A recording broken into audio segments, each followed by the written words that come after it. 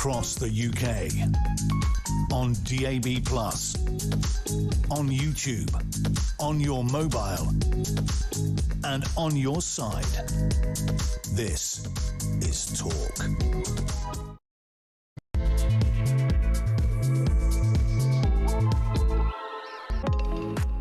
Hello there and a good evening to you. It is Petrie here with you through until 1 o'clock. And coming up at midnight, of course, it is your chance to talk back. And what I want to talk to you about is adult social care. And as I've said in the past, it's not something you really know about until you need to use these services. It's kind of like you don't know about getting your kid into a primary school until you have to do that, and then you suddenly realise what an absolute nightmare it is. So this is the same with social care, but Andy Burnham is convinced that he's going to change this. He's going to make the system different. He's going to work it so that it will be fully funded, so it will look like the NHS, free at the point of need. But how is he going to pay for it? And I'm a bit confused by the numbers, actually, at the moment, when we're told that adult social care at the moment costs around 35 billion a year, and yet he's saying that a fully funded an NHS-type social care system would cost about 18.5 billion. I think that that is just not feasible. I think we all know that that's not feasible to do it that cheaply. So a death tax, would you be up for a death tax that everybody pays 10% of whatever they leave behind? It doesn't have to be property, to the exchequer to fund social care.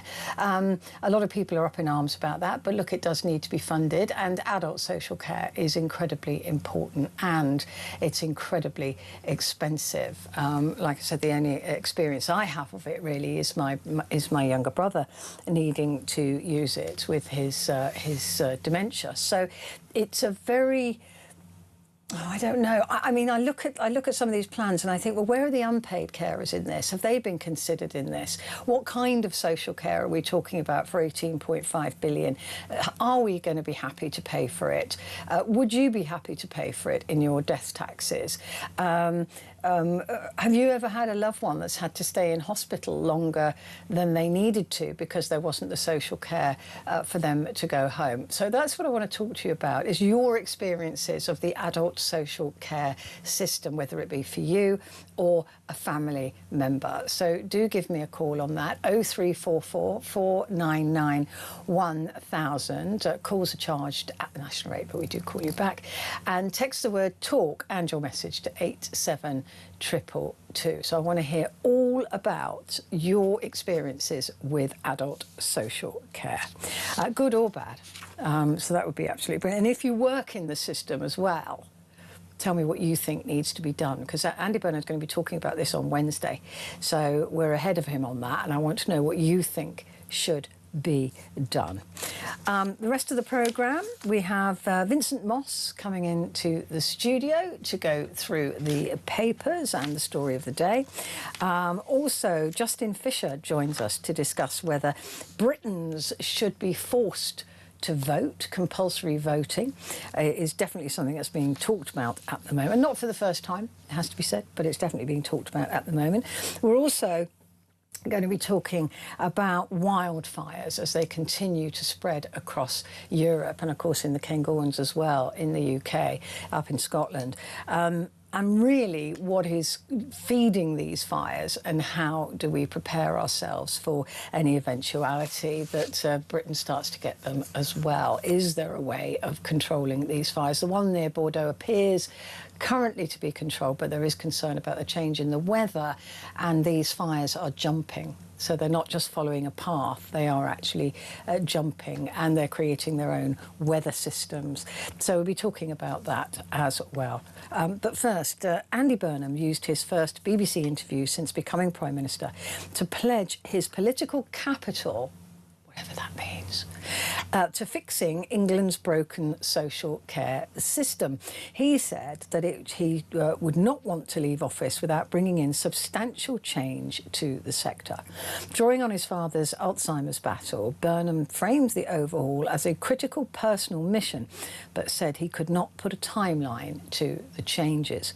The PM also suggested making it harder to claim benefits, saying the country had to get serious about getting the welfare bill down. Conservative leader Kemi Badenoch said she would be happy and willing to support changes, but that he should rule out tax rises or increased borrowing to fund social care reform, and warned that families could face a punitive death tax. So that's what we're talking about at midnight. But joining me now is Darwin Friend, a research director at the Taxpayers Alliance. Good to speak to you again, Darwin. Thank you very much indeed for joining me. I'm confused by the numbers on this pledge. You know, he's saying 18.5 billion, which I know is a healthy amount of money, but that sounds way too cheap to me, particularly when you look at adult social care currently costing 35 billion. Has he got his maths wrong? Well, first of all, thanks very much for having me on the show, Petrie. It's great to be back on speaking with you. No, it's an interesting proposal. So this £18.5 billion has been suggested by the Health Foundation to effectively build what they call a national care service, which is effectively going to try and be similar to the National Health Service, but for social care. Now, my understanding of how those costings are done is that's not the total cost of social care. What that's going to be is £18.5 billion on top of that 30 to 35 billion pounds that you've mentioned already. Oh, so wow. We're talking about a system which is coming in at close to 50 billion altogether. And to be fair, Well, they are being a bit sneaky with the numbers then, aren't they? Yeah, I mean, like you, and I'm sure many of your listeners as well, when I first saw that number, I was thinking, that doesn't sound like it's going to be a free at the point of use service, if that's what Andy Burnham is trying to achieve with this. And when we look at how the current system works, we're spending, as you mentioned, about 30 to 35 billion pounds via councils and also client contributions that effectively top up the amount that councils don't fund for people's support. But then on top of that as well are the people that don't actually get any council support whatsoever, and that's about another 16.9 billion pounds on top of that as well. So this is a vastly expensive system. And so, quite like many of the quotes that you read out, I think what we need to do when we're discussing this, as we rightly should, because it's a problem that needs to be fixed, is we need to have in the back of our mind all the time taxpayers who are ultimately going to be the ones that are going to be paying for whatever system that we decide to go with. I mean, looking at all of those numbers added together, it would seem that it wouldn't be much shy of about 100 billion a year, and that would be a growing bill. So we are looking at a massive undertaking here. Yeah, and as you say, it is going to be a growing bill because we have in this country, and we have for many years, had an ageing population whereby we've got more people requiring support than we've got younger people to effectively refresh them in the jobs market to pay the taxes to support them. And I mean, when we think about local authorities who are currently spending about 27 to 30 billion pounds on social care a year, this is becoming a growing problem every year for them. Social care is about 40% of their controllable budgets that they spend. And so when we're thinking about actually how they can control their own finances, it's becoming seemingly impossible for them to do that within the current framework that we have. And so I think what we need to do is not only talk about this 18.5 billion that Andy Burnham is potentially talking about for a national care service, but we also need to think about how councils are delivering social care, because at the minute they're asked to deliver it by national government, but they aren't given either any policy control or funding effectively to support them to actually fulfill those needs. So what we need from the national government is either for the national government to deal with it all themselves, because they're setting the policy and then funding it, or they need to devolve it down, both the delivery, but they also need to devolve down the policy and the funding controls to local government, so that then they can actually decide who is receiving the social care that they're offering them. Is there an argument for a cost argument for bringing social care back under the NHS umbrella? Because when they were separated, it then became, I know, having to try and access social care for a family member, it becomes a push-pull between the two departments. That you know, they don't want to spend that money, they don't want to waste that money, and it becomes a battle that the person in the middle has to negotiate. is there any benefit to bringing that back under the NHS umbrella, particularly if it's going to be free at the point of need? It would save on admin, surely. I mean, I think there's merits to that proposal, as you say, both for administrative purposes and bureaucracy, but also because, I mean, one of the big problems we have with social care at the minute is you'll have people going into hospital that need support, but then they can't be discharged from hospital because there aren't places for them to go to, as I'm sure perhaps you and many of your listeners have experienced themselves. And so I think there would be a joined up approach in doing that. Certainly, I do have some concerns, as you say. I mean, the NHS in itself at the moment is a behemoth. And so whether we would be able to appropriately direct funds specifically for social care and then they'd be able to manage that alongside all the other responsibilities they have, maybe they would, maybe they wouldn't. As you mentioned, they used to, but that's certainly something that Andy Burnham needs to address in his speech. But I also think when we're talking about the funding for these things, we need to also think about a different way of doing it rather than just pumping more money into it. Perhaps we could use money we already have a little bit more efficiently. So rather than just adding another £18 billion to the bill, could we look at, for example, those who are currently receiving social care quite often are also receiving some form of health benefit as well to support them with the costs of that living? Could we combine effectively those pots of money and then use those combined funds to better fund social care for people, so that then rather than it being displaced, then it's actually all in one place and it's dedicated to dealing with that problem? Now, way back when Andy Burnham was Health Secretary, he tried to do this. He felt that he was very close to cross-party consensus on this. But it was the death tax, the so-called death tax, and I certainly remember it being talked about. This, it would seem, is quite a popular idea amongst people who aren't going to die, presumably. But how would this work? I mean, you know, would we still have, you know, all of the other death taxes? Would this be separate to? Would this be on top of? Presumably, it would be 10% across the board. It doesn't look like there'll be a minimum or you know, whatever. It would just be everybody paying. If you leave £1,000, you pay 10% of that £1,000 to the Exchequer. Yeah, and I think, I mean, firstly, I think like so many things we're currently hearing from the government, we're hearing the good part of the deal. What we're not hearing very much is actually how it's going to be paid for and the details behind it. And so, like you, I'm not entirely clear on what the actual policy detail of the inheritance tax death tax charge could be. But as you say, from what I've been able to see so far, it would be a flat 10% charge on everybody. So there wouldn't any more be an exemption, for example, for family, if you haven't got assets of 325,000 or 500,000, including your home as well. And so what that would mean, as you say, it's going to mean everyone's going to be paying inheritance tax all of a sudden. And to put that into perspective for you, in 2022-23, which is the latest year we have figures for, there are around about 30,000 estates that ended up paying inheritance tax under the current rules. If this new system came in, that's going to mean 600,000 people and their families who died in 22-23 are suddenly going to be liable for this. And so whilst I have, to be honest, moral objections to inheritance tax anyway, as an unfair and cruel tax on families who are grieving at the time and on income that has already been taxed in some form already. I think people across the country, especially as he's pushing the north-south strategy he is, where the north's going to suddenly be paying a lot more inheritance tax than it currently does just because of general estate values in that part of the country, are also going to find it unfair, because at the minute, the way many people justify inheritance tax is it's only for the wealthy people. Even if I don't agree with that, that's how they justify it. And that will no longer be the case if he introduces this scheme that he's described. And already there is pushback on that, isn't there? But he is stymied, because if he sticks to the manifesto promises that were made, no tax on VAT, income tax, all of those things, he's got nowhere else to go. I mean, they've really tied their own hands with that. So if he's going to raise the money, the tax has to come from somewhere, and that wasn't mentioned in that list. So that's fair game.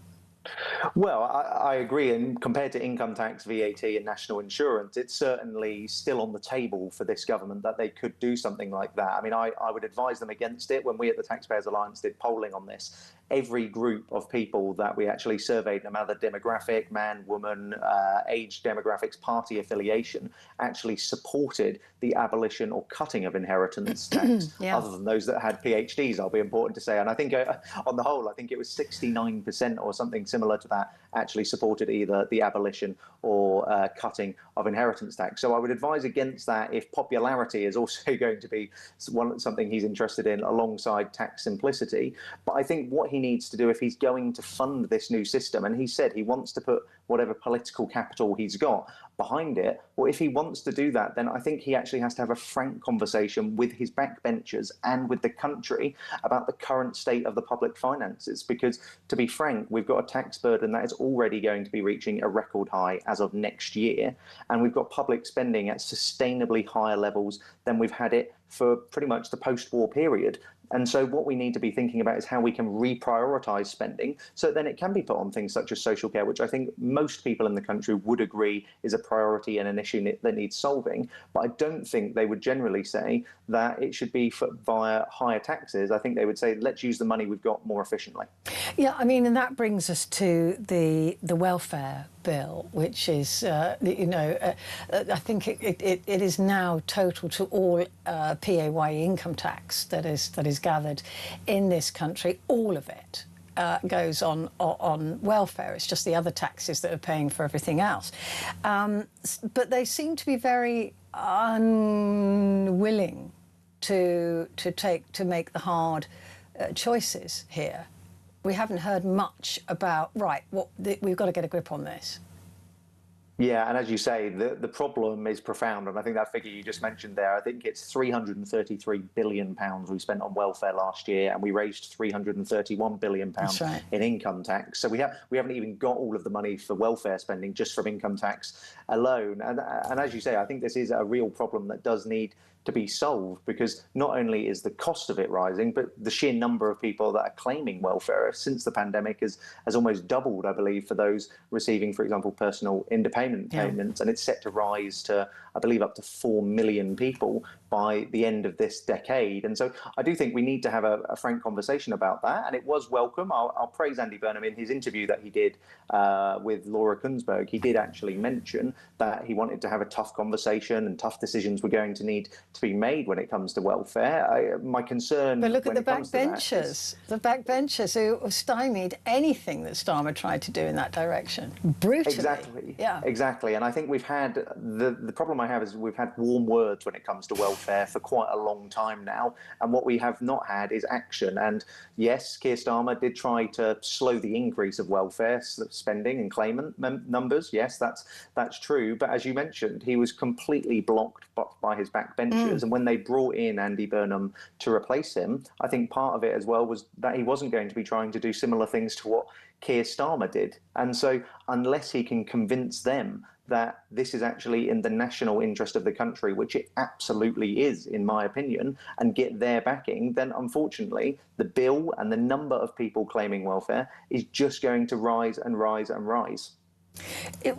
This also brings me to some of the promises that Andy Burnham has made over his first week, and somebody has done the maths to say that it's about £750 billion pounds if he wants to do everything that he wants to do, and the fear, of course, from the markets is that some of that will be borrowing. Is he in danger of sort of over-promising and trying to do too much with too little, and in fact will end up having to U-turn in the same way that Keir Starmer did? Well, I think we're actually already seeing that from some of the announcements we've seen. I mean, from the first week and even the first day he was in office, when you look at gilt yields, which is the amount that was charged for us to borrow money, those were spiking up to starting to get up towards 6%, and that's significantly higher than even Liz Truss got them to. And so I do think that we need to be careful when it comes to this. And actually, we're starting to see U-turns from him because the market simply will not allow him to borrow endless amounts of money, much more than we can actually afford to pay for, but via tax receipts and the debt interest that we then have to pay back on it. And so they're already forcing him into U-turns because we simply cannot afford it as a country. If you want to do these things, you've got to grow the economy. And the way you don't grow the economy is by hiking taxes further, because that just entrenches the problem you've already got. And so I think what we need to be seeing in this country right now, and from Andy Burnham, he's still fresh and new in the job, is honest conversation, which is what I thought he said when he came into power he was going to do. And until we have that honest conversation with the country about what the state can and cannot reasonably afford to do, then the problem's not going to get any better. And ultimately, it's going to be taxpayers that suffer, because they're going to continue paying in for the services, but the service delivery is not going to be getting better. And that's how you break apart trust between taxpayers and the state itself. But are we, I mean, if he was to be completely honest with us, which I would appreciate too, are we not looking, though, at enormous cuts? Are we not looking at a form of austerity? And he doesn't want to be the Labour Prime Minister that brings about austerity in 2026, right? We've just got rid of Keir Starmer. He wants to be this fresh, new, hopeful approach. But is a return to austerity really the only way we can actually start scraping the money together? Well, I think until he actually is willing to have the discussion about difficult decisions on spending, and that's going to mean, yes, making some unpleasant arguments about things that do need to be cut, then what we're going to see is more of the same, where we see tax receipts continuing to rise but not keeping up with spending and borrowing. Borrowing is that costs then continue to rise, and then debt interest, which is already well north of £100 billion a year, continue to steadily increase as well. And the thing that I always think when we talk about these things is people say about austerity, but it's actually more about living within our means. And actually, if we don't do it to ourselves and do it responsibly now, my big concern is that we forced on us eventually by the markets, because they simply will not allow us to borrow any further. And the people that lose out when that happens are the people that genuinely do need support, and that we all agree need support. Those that are desperately needing support from everyone who are on welfare for significant conditions they may have, or social care, or whatever it may be. And those are the people that lose out when we decide to have politicians who are profligate, rather than those who are meant to be looking after the ledger on all of our behalfs. I mean, like you said, I mean, specifically that can be said about welfare, doesn't it? If it keeps mushrooming in this way, it'll collapse in on itself. And the money won't be there for those people who, as you mentioned, desperately need it. No, exactly. And that's, I think, what we always have to think about when we think about spending, because you always do hear these arguments about, oh, if you just spend more, that'll deal with the problem, no matter the evidence, when just because you spend more money doesn't mean you're actually going to get a better service as a result for it, which is why we still haven't seen public sector productivity, for example, recover from the COVID pandemic. And so what we need to think about more is, rather than just spending more on a problem, is how about we spend better on dealing with that problem in the first case? Because, as you say, if we don't deal with it smartly, what is going to end up happening is we're going to continue to borrow more money, our economy is going to be stagnant, and we're going to need some form of drastic action to actually cut spending down to levels so that we can actually afford to pay the bills that we've built for ourselves, just as we had actually back in the 1970s when we had an external organisation. It's not quite the same situation as we had back then, but we had an external organisation, the IMF, the International Monetary Fund. I was just going to mention the IMF having to come in and bail us out. Yeah, and effectively enforce on us the equivalent of 40 to 50 billion pounds of cuts in today's money. So unless they are willing to deal with these problems now and make the difficult, I agree, but the necessary decisions, and convey that in their own way to the public, then unfortunately it's going to be forced on them by others. And I can tell them for free that that's going to look a lot worse. Great to talk to you, Darwin. Really enjoyed that. Thank you very much indeed. Darwin Friend there, Research Director at the Taxpayers Alliance. Quick break. We're back in a sec.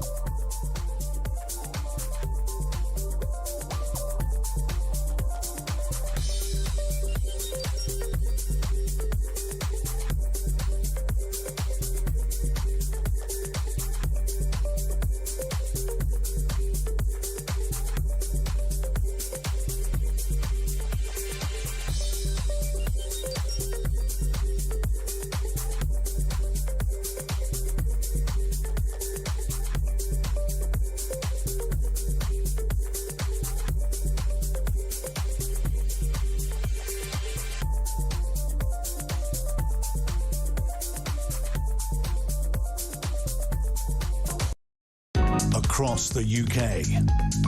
On DAB+, on YouTube, on your mobile, and on your side. This is Talk. Hello there, this is Talk and it is Petrie here with you. Just to let you know that WhatsApp messages are not currently getting through. So if you want to send me a message, which I hope you do, then text it to me if you can. Thank you very much indeed. The calls are fine, 0344 499 1000. That is absolutely fine. And your text number 87222 is also fine. Just don't WhatsApp the messages because it's not coming through. Anyway, talking of what we're going to be talking about at midnight, so that's what we want to talk about, is the social care bill.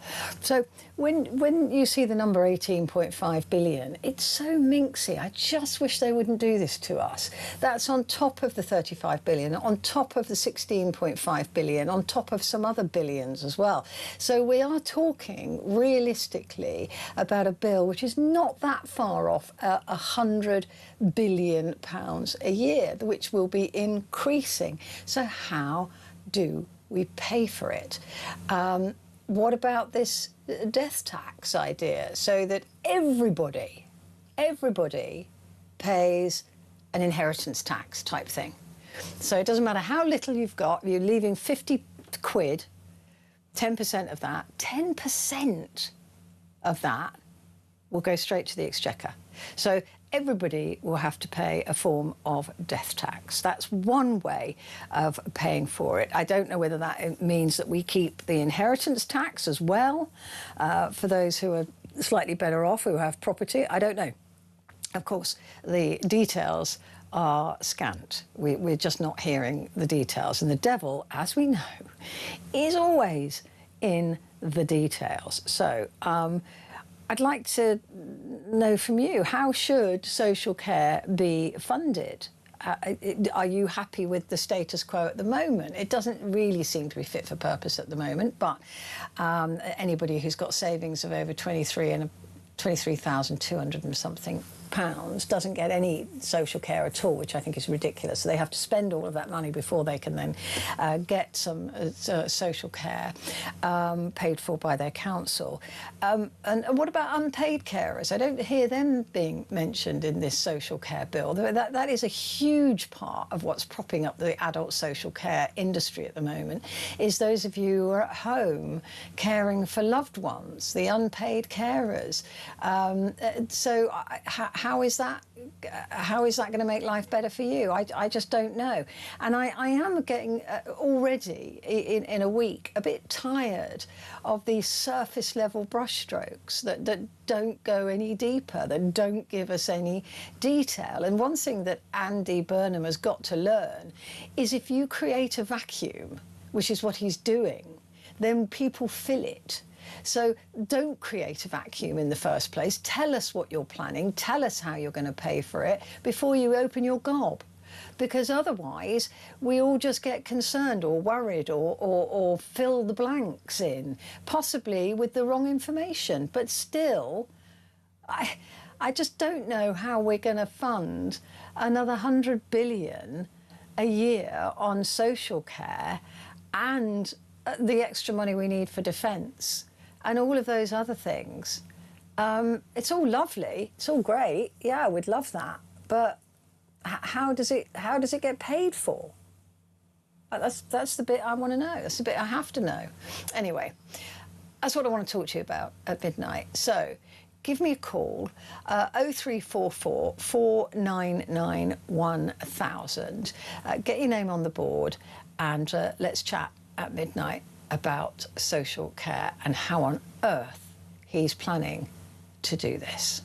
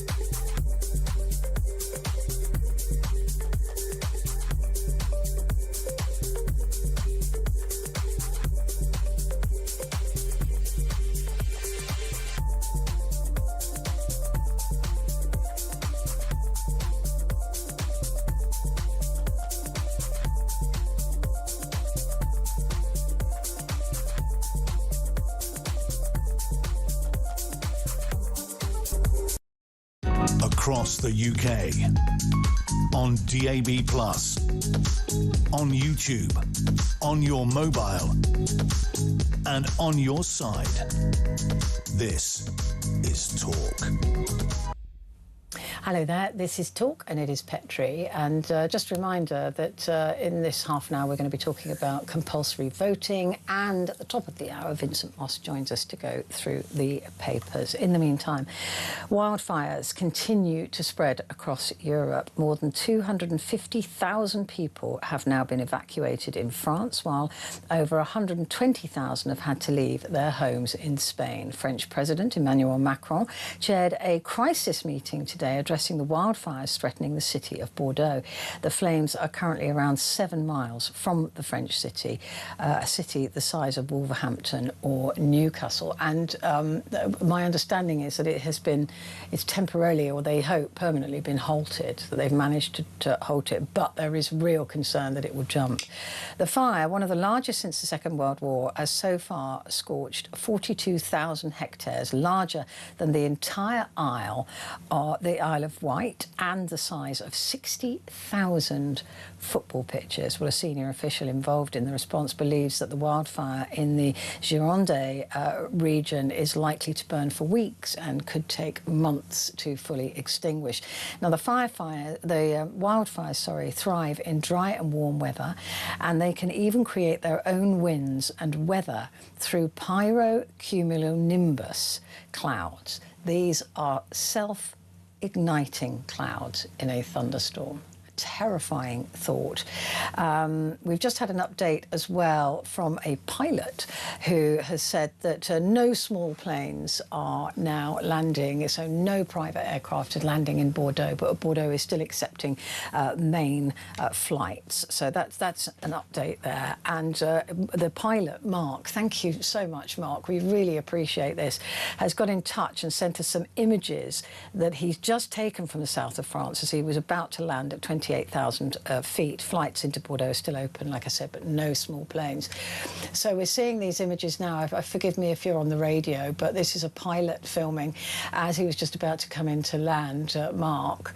And you can see, I mean, it is vast, isn't it? The areas of smoke. Dense smoke across this region in France, like we were saying, larger than the entire Isle of Wight, or 60,000 football pitches, getting very close to Bordeaux. And of course, Bordeaux is the wine region in France as well. So there is a real concern about the vines and the vineyards in that area as well. Well, joining us now to discuss this is Jim Dale, who is senior meteorologist and co-author of Surviving Extreme Weather. Jim, we were just looking there at some of those pictures that were sent in to us from our pilot friend Mark. I mean, it's a sight to behold, isn't it? It's kind of, you remember those, I say remember, those films that come on TV occasionally, the Armageddon-y type They're my favourite films, yeah, I know exactly what you're talking about. Mine too. They're sometimes they're a little bit crass and a bit stupid, but nonetheless.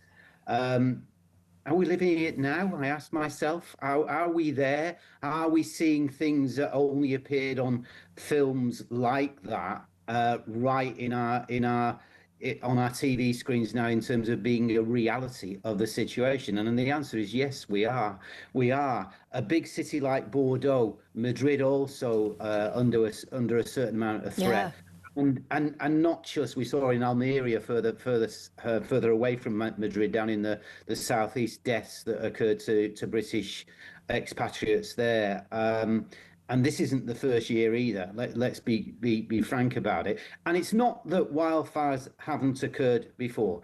They've occurred before, and they've occurred, in tragic ways before. But, and this is the but, they are far more intense than they used to be. There's far more of them than there used to be, more widespread. In terms of the grasslands, less so. Why? Because the grasslands have been taken over by farmers, agriculturists, etc. So there are in ways clean fire breaks where they have their fields, etc. And so there's an element of that. But forest fires, wood fires, they've accelerated to a large degree, And the cause of that is, without a shadow of a doubt, fossil-fueled climate change. So we're looking at the fires in Bordeaux at the moment, but we know that they are all over Europe. Italy has got active fires in place. There's so many places now where there are these fires, and the question for me is always, how do they start? Is that usually man-made, or can they just combust in the dry, in the heat? Yeah. So you've got to have, in order to get there first, you've got to have the background. Now, the way that this has worked, and it's worked in America as well, and when we talk about Europe, it's just as bad in Canada and parts of the United States as well. So make that absolutely clear. It's a long way away, but we saw what went on in the World Cup with the wafts of smoke coming into from Canada, like that. But the way that they start, you've got to have that background to begin with. The background, just like the Los Angeles fires of a few years ago, you get a good growth in the spring when it's wet. You get the plants and the fauna all growing nicely. And then what you get, you flicker your fingers, you're into a hotter drought situation. No rain turns up. All of those plants start to die away very quickly. No moisture. So the land becomes quite, I say barren. We've seen it before, brown, if you like. We call it that. You go out the front door, you'll see it in the parks. It's all of that stuff. So you've got the fuel. The fuel is there. The next thing is the oxygen. Plenty of that in the atmosphere. There's no problem with that one.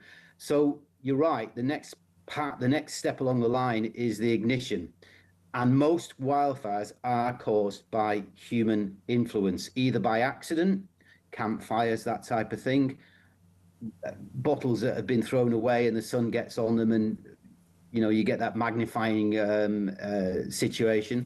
And then you've got the arsonists who think it's funny for some reason. Who I don't know what goes through these people's minds, but nonetheless, that's how it all starts. And you've just mentioned another factor of these things as well. They do get their own weather. These pyro-CBs, pyrocumulonimbus clouds. Essentially, what happens is you've got very extreme heat at the surface, and the particles that go with it, and that lifts until those particles cool down, right, maybe 20,000, 30,000 feet high. Once they cool down to that degree, and you've got a kind of ready low pressure system sort of in place, that ascending air, it forms the clouds. We call them, it forms clouds, cumulonimbus clouds. Cumulonimbus clouds are the only clouds that can contain lightning, thunderstorms. That's what you get. So you get the massive heavy downpours, as well as the lightning, because they're taking all the moisture out of the ground, and that goes up. They are. Right. Yeah, absolutely. With the particles, you need the particles there for the rainfall, for the rainfall or the hail to coalesce around. That's what happens, and that's a standard thing. But when it's in a wildfire, it's very mucky. It's very it's dirty rain, if you like, as well. Dirty rain, dirty thunderstorms. I mean, it is apocalyptic. That's exactly what it is. And there's been some great pictures disturbing pictures on social media of these kind of massive fire pictures, wildfire pictures, in the distance necessarily, but people sitting on beaches looking at them. That to me is actually brings it home where we now are, where we watch it like a television program, but it's actually real. And I think behind all of this, let's go a little bit of politics, if you wish, and that is, it is high time, absolutely high time, that the climate change deniers that we've got in this country, particularly in Reform UK and Restore, well, they're not here to argue for themselves, no, but I have to say, I know. I'm stating the facts. I think people can see it with their eyes. Reform are busy fighting bin fires in Clacton, but beyond that, and I say it advisedly, it's dangerous talk. It is dangerous talk, because even if this wasn't climate change, we've got to get on top of these things in terms of how, and I'll turn now to the education side of things, how we approach these things. What do you do if you're stuck in a wildfire? How do you, is one approaching or is one around you?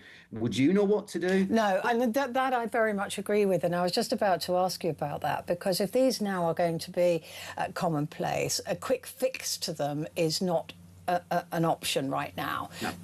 But knowing what to do. I mean, we had some very tragic deaths in Almere where people drove in the wrong direction, their car was surrounded and they were burnt alive inside their vehicle. And it is something that we should know, like we're being told about find your float when you're swimming, right? Just don't panic, relax and you will float. But with wildfires, what do you do? Because the panic of fire to begin with and fire isn't as predictable as water. Okay, so there are different stages depending on where you are. If they're approaching, like in Bordeaux, 9 miles away, whatever it happens to be, and you know that's the case, the first thing to do is if you're in those sort of areas, make yourself known to the emergency services. I'm here. You need to know I'm in this location, so that you can potentially be rescued from the air if possible. But at least they know you're there, and that's a starting point.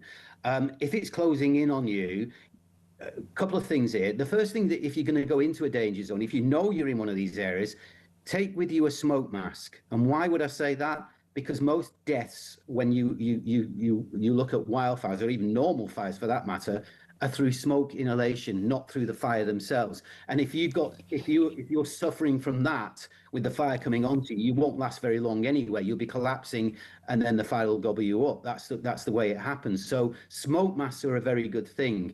Wearing wool, and this sounds a bit weird, doesn't it? Wearing woolen clothing rather than nylon, that type of thing. That takes away the flames rather than attracting them and burning you to death.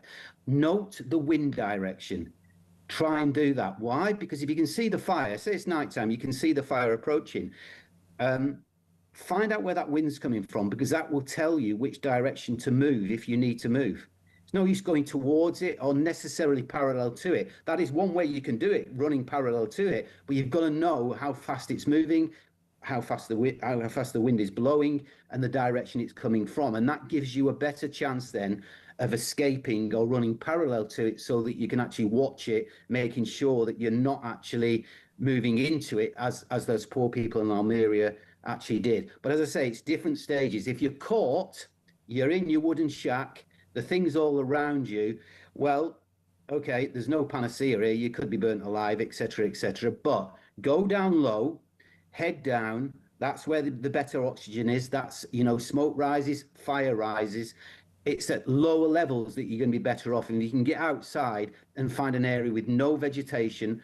Maybe it's a road, whatever it happens to be, but get your head down as best as you can. And if it is soil, dig around a little bit and get your face down into the soil. It sounds very survivalist, doesn't it? It sounds like, we are running a film here and how to do it. And by the way, hopefully into the future at some point, not too far away, we are going to be producing, along with the producers of the film, a documentary on surviving extreme weather, just like the book.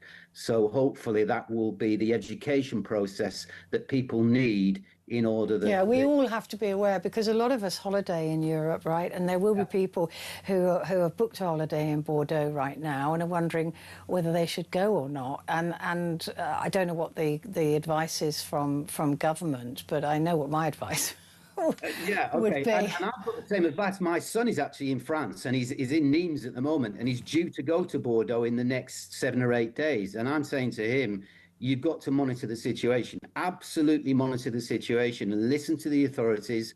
They come first. You've got to take that into account. Don't go blasé on your own, because if you do, you're going to end up in trouble, going in the wrong place at the wrong time. And that's the last thing. Absolutely. When you're evacuating people and you're going in. No, not the thing to do. We need to pay attention. We need to pay more attention to all the types of extreme weather that are occurring, the floods on the other side of the world, or the other side of Europe. Earthquakes and things like that. We absolutely need to do that. So hopefully... I couldn't agree with you more. It'd be interesting to talk to you when that film is up and running, Jim. We'll get you back. Yeah. We'll definitely get you back to talk about that. Jim Dale, their senior meteorologist and co-author of Surviving Extreme Weather. And my thanks again to Mark, the pilot. Thank you. We really appreciate those images. Quick break, back in a sec.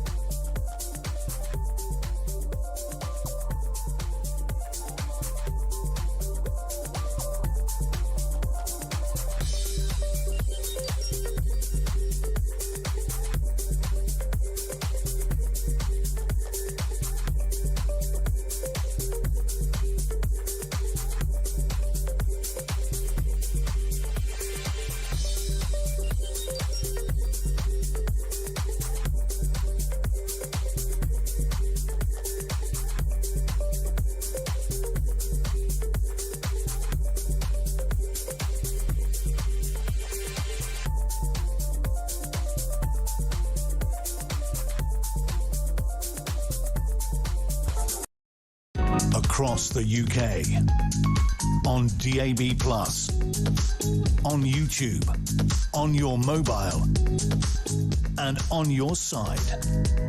This is Talk.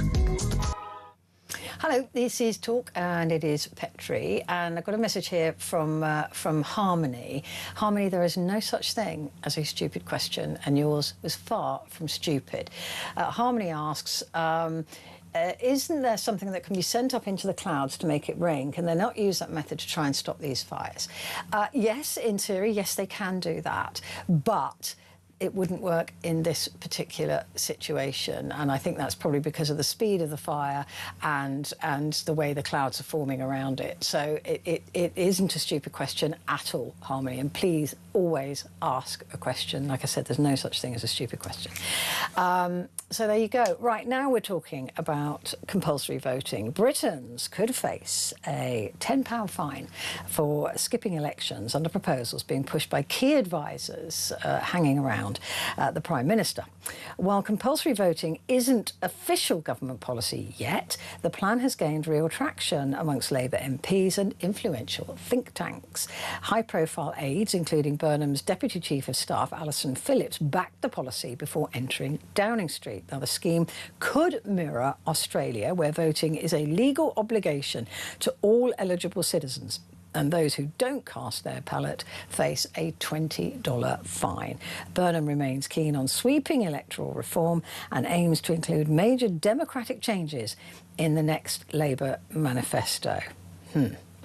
We've heard all that before. Well, here to discuss this further with me is Justin Fisher, who's a Professor of Political Science and Director of the Public Policy Department at Brunel University. Justin, thank you very much indeed for joining me. Pleasure. Is this something that we need to do to make voting compulsory? Well, it's certainly, it's not a new idea. It's something that's floated around for a while. And some of the reasons for it, I think, are sound. Certainly turnout has been declining, broadly speaking, not just in the UK, but across many other democracies. And advocates of compulsory voting point out that it's a way of ensuring that everybody's voices are heard, not just those who vote. Now, on the one hand, you might say, of course, voting is a voluntary action and people can opt out. But it is also certainly the case that there are particular groups who are much less likely to vote than others, generally young people, but also people who are more disadvantaged. So isn't that because they don't feel connected? Isn't that the fault of politicians who endlessly lie and let us down? The idea that you're disengaged from politics, I would say, rests at the feet of politicians rather than those who are disengaged. Well, you could make that argument, but equally you might say that this is a way of forming a kind of contract, if you like, between the citizen and the state. Certainly advocates of this would argue that the state offers people a number of benefits, such as security, peace, etc., and in return it's a fairly minimal act by citizens to cast their ballot all in a compulsory way. Now, of course, there are plenty of arguments against that, but it's certainly not a new argument, and it's certainly one that tends to be advocated by people who say that, we need to ensure that all voices are heard. And a good example of this, for example, is around the question of age. So older people tend to vote much more than younger people, and one of the difficulties that we're facing as a country is that it's very difficult to confront the rising costs of ageing, largely because older people turn out to vote and, not surprisingly, are often opposed to the kinds of cuts that you might see towards things like the triple lock and so on. But equally, there are obviously lots of arguments against compulsory voting. It's not a one-way street. It's kind of anti-democratic, isn't it, in a way, because you have the democratic right to spoil your ballot if you want to when you go into a voting booth. But a lot of people wouldn't understand that or know that that was an option. And isn't it just a case that younger people are not as engaged in politics because they might not have to use the NHS very often. They may not be concerned about the education system. They've just left it themselves. They're not worried about the pension because it's so far away, and that none of us are going to live long enough when you're that age to get a pension, are you? We all think we're going to die young and stay pretty. You know, they're not paying a mortgage, or they're not. So the lack of engagement is surely a societal one, is that they're not as engaged because they don't feel that it's for them. Well, certainly that's an argument, but it's but equally there is a problem with that. It's not just the very young voters who aren't voting. This sort of habit is spreading, so you're getting cohorts of people who are less likely to engage. And that presents a problem for democracies in general if the electorate falls out, well, it doesn't engage in the democratic process on a very minimal basis, you know, once every 4 to 5 years. Now, is it undemocratic? Well, critics of it argue that it's against free expression. Of course, you can have a none of the above. You can still spoil your ballot paper, and many people do spoil their ballot paper even when it's voluntary. There are those who argue that some religious groups are prevented from engaging in compulsory voting, and countries like Australia, which you mentioned, make exception for this. Most of the countries that have introduced it have tended to go with the principle of encouraging people to be engaged rather than fining them for being disengaged. Yeah, I mean, that's certainly the way that I would go about it, is by educating people into the importance of voting and that their vote counts. And of course, at the moment, under our voting structure, I mean, I can vote until I'm blue in the teeth in my area. It's always going to be Labour. So, you know, there's that as well, isn't it? Our voting system disenfranchises people when they say, well, what's the point of me voting in my area, because it's never going to change. Well, up to a point that's true, but it's also true that things can change very, very rapidly under our existing electoral system, as we've on a seen. very low number as well. But, you know, all contests have, you know, winners and losers, and, you know, any system can produce slightly perverse, well, not perverse outcomes, but can produce outcomes which you wouldn't normally expect. So there may be something in the electoral system, and as the Prime Minister has certainly in the past suggested that he's in favour of looking at a change in that. But of course, as you'll remember, we had a referendum on that in 2011, and the public overwhelmingly rejected any change in the electoral system. So this is just another idea that is being put forward. If I was a betting man, I'd suggest that it probably won't happen, because it's the sort of thing that can be more trouble than it's worth. To go to PR? Well, no, compulsory voting. Compulsory voting, all right. But on the other hand, incentives for people, albeit a negative incentive, can work very well. And the best example of that is the plastic bag tax. We haven't got rid of plastic bags, but people's behaviour has changed, not because it was a huge fine, so to speak, for getting one, but simply because it created the expectation that people wouldn't use one. So I think it's worth looking at, but personally I'd be surprised if Britain adopted it. Yeah, I mean, the other thing is, of course, is the very costly job of collecting the fines and keeping on top of who didn't vote, you know, and asking and finding out why they didn't vote, and were they sick, or were they having a baby at the time, or, you know, all of those things. I mean, it'd be hugely costly. Those £10 fines wouldn't even touch the side. Absolutely, and if you did it to the letter, the cost of chasing that £10 would be far more than the £10 that it would generate. But I mean, what you find in a number of countries where this has been introduced, and it's a relatively small number of countries, the actual fine isn't enforced. It's about creating the expectation that everybody should be involved. So I think it's worth looking at. I don't think it's an outrageous idea, but equally there are those who will have objections to it, and that should be part of the conversation about whether or not Britain should introduce it. Yeah, it'll certainly be when there are so many more things that perhaps the new Prime Minister should be addressing right now. Maybe compulsory voting can wait. Brilliant to talk to you. Thank you very much indeed. Justin Fisher there, Professor of Political Science and Director of the Public Policy Department at Brunel University. So it'll be interesting to see what you think as well about compulsory voting and a £10 fine. I don't think it will happen. There's a message here that says, how can they fine us for not voting when they all lie to us? How about we, their employers, fine them for not keeping their promises? That idea I like.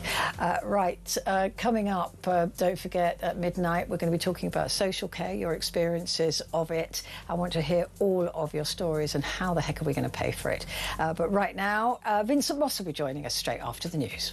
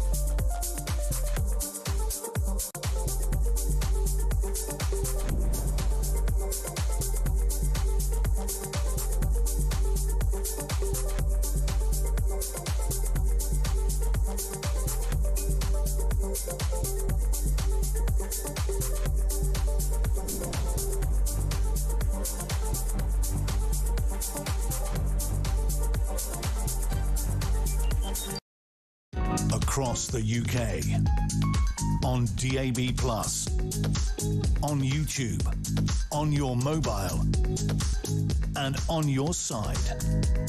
This is Talk.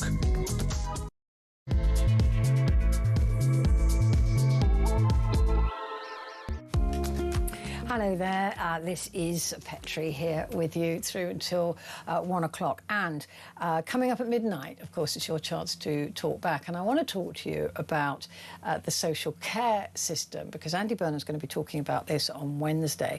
And my fear already with Andy Burnham is that his eyes are bigger than his plate, or his plate a bit. Anyway, he thinks that he's got more money than he has, and he thinks he can raise them. And we're not hearing any details on money. And what we're talking about with the adult social care system, all these numbers where you're saying it'll cost 18.5 billion, that's an extra 18.5 billion, right? That's on top of the 35 billion that is already being spent on adult social care. And then you have to take into account all the other people that are knocking around the social care. So if you're going to take care of people who currently are paying for their own social care, that's another 16.5 billion on top of that. So we are looking at something just shy of 100 billion pounds a year, and that will grow. So this 18.5 billion, take that out of your mind. That's just they're playing with us. And that's what I get really cross about and really annoyed about, is that they'll talk about these numbers like, I was thinking, well, how can it be 18.5 1.5 billion, that's not enough. And then, so I was fooled by it. So if you were fooled by it, welcome to the club. This is on top of everything else. And then if we take into account, all the, like I said, all the other costs involved with adult social care, we're looking at something just, they're saying the low billions. It's nonsense. It's absolute nonsense. And this is a bill that will grow and grow and grow. And so will their hunger for money to fund this. So where is that money going to come from? Do you support a death tax? The death tax, by the way, would be applied to everybody, every single person in this country that dies. So at the moment, inheritance tax is about 35,000 people who pay inheritance tax every year. If it is death taxes, that's everybody that dies, right? So even if you only leave £1,000, 10% of that would go to the exchequer. That seems to be the way that they're thinking at the moment as a way to raise this sort of money. No talk about whether inheritance tax will stay as well. No talk about any of those things. So we just don't know how this is going to be paid for. And somebody doing the maths has said that Andy Burnham's already racked up somewhere in the region of £750 billion worth of wish list stuff, which is great if the economy's growing. It's great if we've got the money, but we don't have the money. And talk about cutting welfare to young people, it's only merely a suggestion. That is never going to get past the backbenchers. The backbenchers are feeling really proud of themselves at the moment. First of all, they stopped Keir Starmer doing anything to cut welfare or even to halt welfare. He wasn't even talking about cutting it. He was talking about stopping it from going so fast, right? He wasn't even talking about taking it off people who are already there. So the idea that Andy Burnham's going to come in and say something like, well, we're going to take it off young people is absolute boca. It's just not true. It's just not going to happen. And the backbenchers who are feeling smug about stopping Starmer and then getting rid of Starmer, you really think they're going to fall in behind Andy Burnham if he starts wanting to cut things in order to fund this welfare change, this change in social care. There is only one other place to go to get that money, and that, because borrowing won't be allowed, is to go to the taxpayer. Again, already the highest tax burden in history. So where else is he going to go? So I don't know how he's going to pay for this. Do I think that it needs to be looked at? Absolutely, I do. But I just don't see how this is going to work. I mean, I'd love us all to have a pet unicorn each as well, but I don't know how viable that is, right? We have to cut our cloth, and nobody's being honest with us at the moment about how broke we are in this country. Nobody. And it's all very well, Andy Burnham, if you're listening, trying to give us hope, but we're not stupid. We understand the difference between hope and a wish list. We get it. And if you need to tell us that things have got to change, we are open to hearing it because we're adults. Hope is great if there is genuine hope. But what is hope if it comes with a massive price tag? We're hoping that we can spend more of our own money. We're not hoping that the government yet again fleeces us even when we're dead. We've already paid taxes our whole lives, and then when we die, you want more. It's just, I don't know. No wonder more people are on benefits, because they don't see the point in working. And that's the other thing you've got to change, Andy, is the idea that if you always go to the taxpayer is going to go, stuff you, I'm going to go on to benefits. And that's what's happening. And it genuinely is happening, that people are thinking, what is the point? I find out today that young people who are in a part-time job get less money than being on benefits. So guess what, Andy Burnham? They go on benefits because they get more money. If they go on benefits. It's not rocket science. So stop squeezing the taxpayer, because the more you do, the fewer of them you will have. And that's a warning to you and all politicians, that people are getting sick and tired of it. And so they are giving up work, because what is the point in working? That's what you've got to change. So tell me about social care. Tell me about the funding of social care. Talk to me about your experiences with social care. And in the meantime, there's been no mention of those unpaid carers. So hundreds of thousands of unpaid carers. Suddenly, that money's got to be accounted for on this social welfare bill as well. So has he added that up? It's worth millions and millions and millions of pounds, unpaid carers to this country, the job that they do. So suddenly, they won't need to. And they can rely on this social welfare bill. Add that to the bill as well. We're talking about something that's pretty much unaffordable, particularly now, when we have so many other needs in this country, for example, defence. So that's what I want to talk to you about. Give me a call, 0344 499 1000. The WhatsApp isn't working for messages, by the way, so you'll have to text them. It's a temporary thing, I think, but anyway, text the word talk and your message to 87222. So do get in touch. I really want to talk to you about this and how on earth it is going to be paid for. I think we know. I think we know. Anyway, joining me now to discuss this and to look through the papers is Vincent Moss, former political editor. Good to see you. It feels Hi, like Petrie. ages. It does. Hello. It does. Hello. Good to see you back. Vincent, social care, I know it's very personal to Andy Burnham. His own father's got Alzheimer's, and he said it's the greatest sadness that his dad doesn't know he's Prime Minister. But nonetheless, it's a lovely thing to want, but can we afford it? Well, this is the big question. I mean, it's been tried by Andy Burnham, not least in 2010, and then Theresa May. Political opponents, once they know the figures, tend to decry it as a death tax or dementia tax. And that's the key question, is how's it going to be funded? Now, most people seem to favour the idea of not having to pay the bill until they're dead. But of course, if there's a flat tax, as is being suggested, perhaps 10% of people's estates, whatever the tax is, people are going to try and avoid that. They're going to divest themselves of their house or their property, maybe try and give it to their kids before they die, and just avoid it that way, because otherwise there's a perceived unfairness that if you've saved hard and scrimped to buy a house and you lose all of that to pay for your social care costs, where's the incentive to have a house off in a rented property where you're not going to lose any of your estate because you've hopefully passed it on? So very, very complex. As you rightly say, Labour backbenchers, and this will get worse as you get closer to a general election, they're not going to stomach anything that's going to involve really significant cuts in benefits. No. So you then have to go to tax. We've already seen the level of millionaires going to one of the lowest levels in years because people are just saying, we're already taxed at the highest rate since the Second World War. People are either trying to avoid that by perhaps not taking on work or taking on a job and relying on benefits, or they're leaving and going abroad. So either way, the tax take is looking under threat anyway. So the prospect of more tax is just, I think it's the Laffer curve, isn't it? It always says if people bear a certain amount of tax, when it gets to a certain point, the tax take actually goes down. It goes down, yeah. I mean, that's what people don't understand.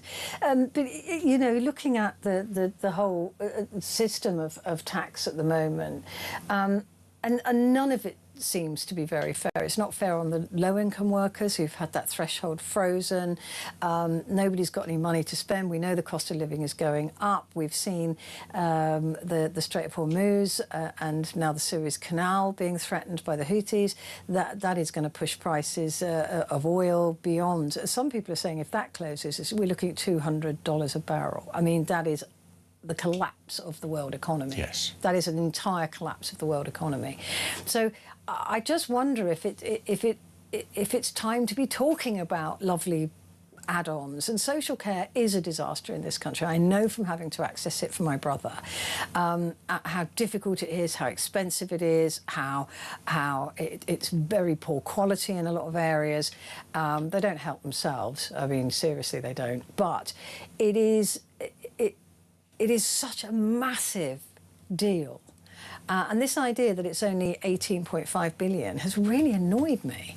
Well, absolutely, and it's not properly funded as it is at the moment because the council tax, which raises money for it, isn't raising enough, and the bills are already through the roof.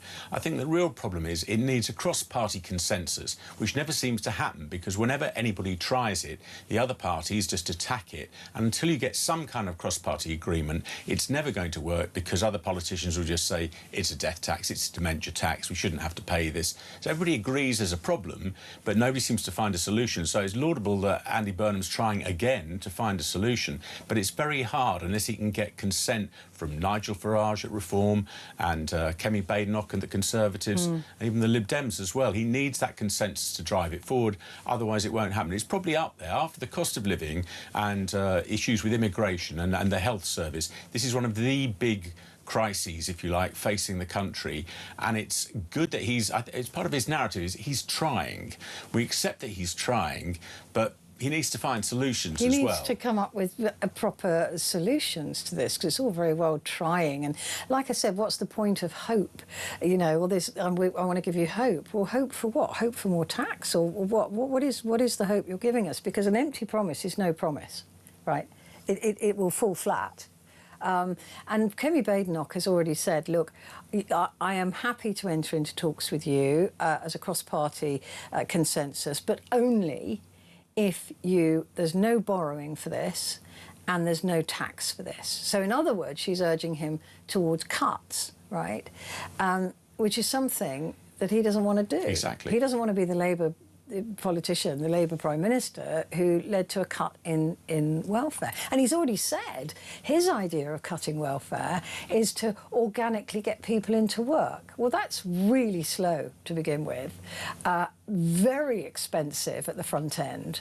I mean, obviously it will pay for itself in 20 years' time, but at the front end, that is incredibly expensive to get people back into work and support people into work. It is, as so you say. There's no quick fix to this. There isn't. There's only two choices: tax people more or spend significantly less. Now, he's already made big commitments in areas like defence and things like that, which are going to cost billions and billions. Yes, exactly. There's lots of commitments on spending, and everybody's looking, or lots of people are looking at that welfare bill. And we've already seen the appetite of Labour backbenchers, and this will get worse as we get nearer the next general election, for cuts to the welfare bill is pretty non-existent.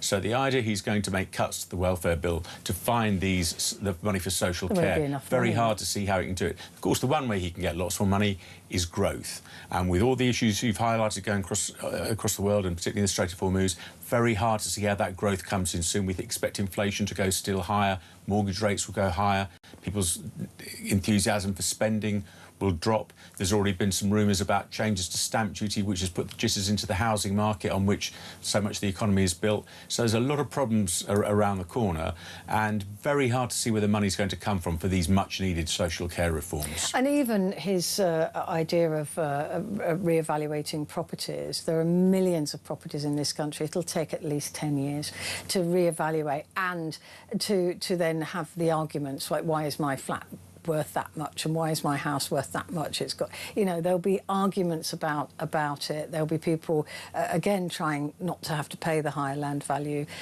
tax, and it will be so long in the process of it, revaluing properties. I mean, if AI does it, you're going to go, oh, come on.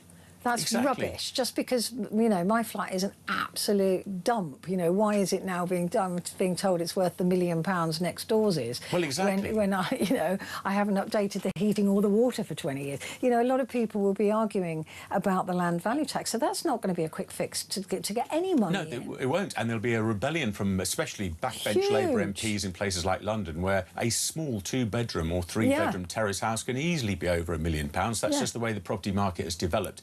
And a lot of those people maybe on pensions, they've got the cash in have no income, they'll be asset-rich technically and cash-poor. Those people can't afford and won't want to pay that money, and they will get onto their Labour MPs or their other MPs and push the case. And it's all very well... It's already a perception amongst people in London and the South East that there's going to be a sort of removing of money from London and the South East to the North. And I think changing the way that an ordinary terraced house is taxed in London to the benefit of an ordinary terraced house in Liverpool or Manchester is not going to go down very well in the capital, which is a big Labour voting area. Yeah, absolutely. And it just again, you've got to take people with you. There's got to be a consensus on that. And not to mention, and I mentioned this last week as well, has he thought at all about renters? Because if there's a land value tax slapped on somebody's, you know, pension property, they're just going to pass that on to renters. and in some cases you're talking about £500 or £600 a month extra. On top of, and that's the minimum. I mean, you know, if they go up to £50,000 in land value tax, you're looking at renters just not being able to afford to. Well, that's the thing. Landlords are always going to pass on their costs, and if they've got extra costs, they're going to pass it to renters. So it's another ticking time bomb there as well. Yeah, all these ideas, once you scratch at them, they just fall apart. They don't seem to have any strength to them. The only thing is to cut. I mean, I was talking to Taxpayers Alliance earlier, Vincent, and mentioning that the tax intake, income tax, is already less than the welfare bill. It was 333 billion, and we took in 331 billion in income tax. Well, Andy Burnham's got some choices to make, doesn't he? If he wants to spend more in certain areas, he's going to have to make cuts elsewhere or raise it a lot in taxes. The fact that welfare is more than we give in income tax is terrifying. Yeah, it's a huge amount of money. It really is a huge, huge amount of money. Right, so that's what I'm going to be talking about at midnight, is this social welfare reform. Who's going to pay for it? Should it be free at the point of need? I think it should, but I don't know how it gets paid for. And is this the time to be really looking at it with so much else going on in the world? Give me a call, 0344 499 1000. Those calls are charged at national rate, but we do call you back. And text the word talk and your message to 87222.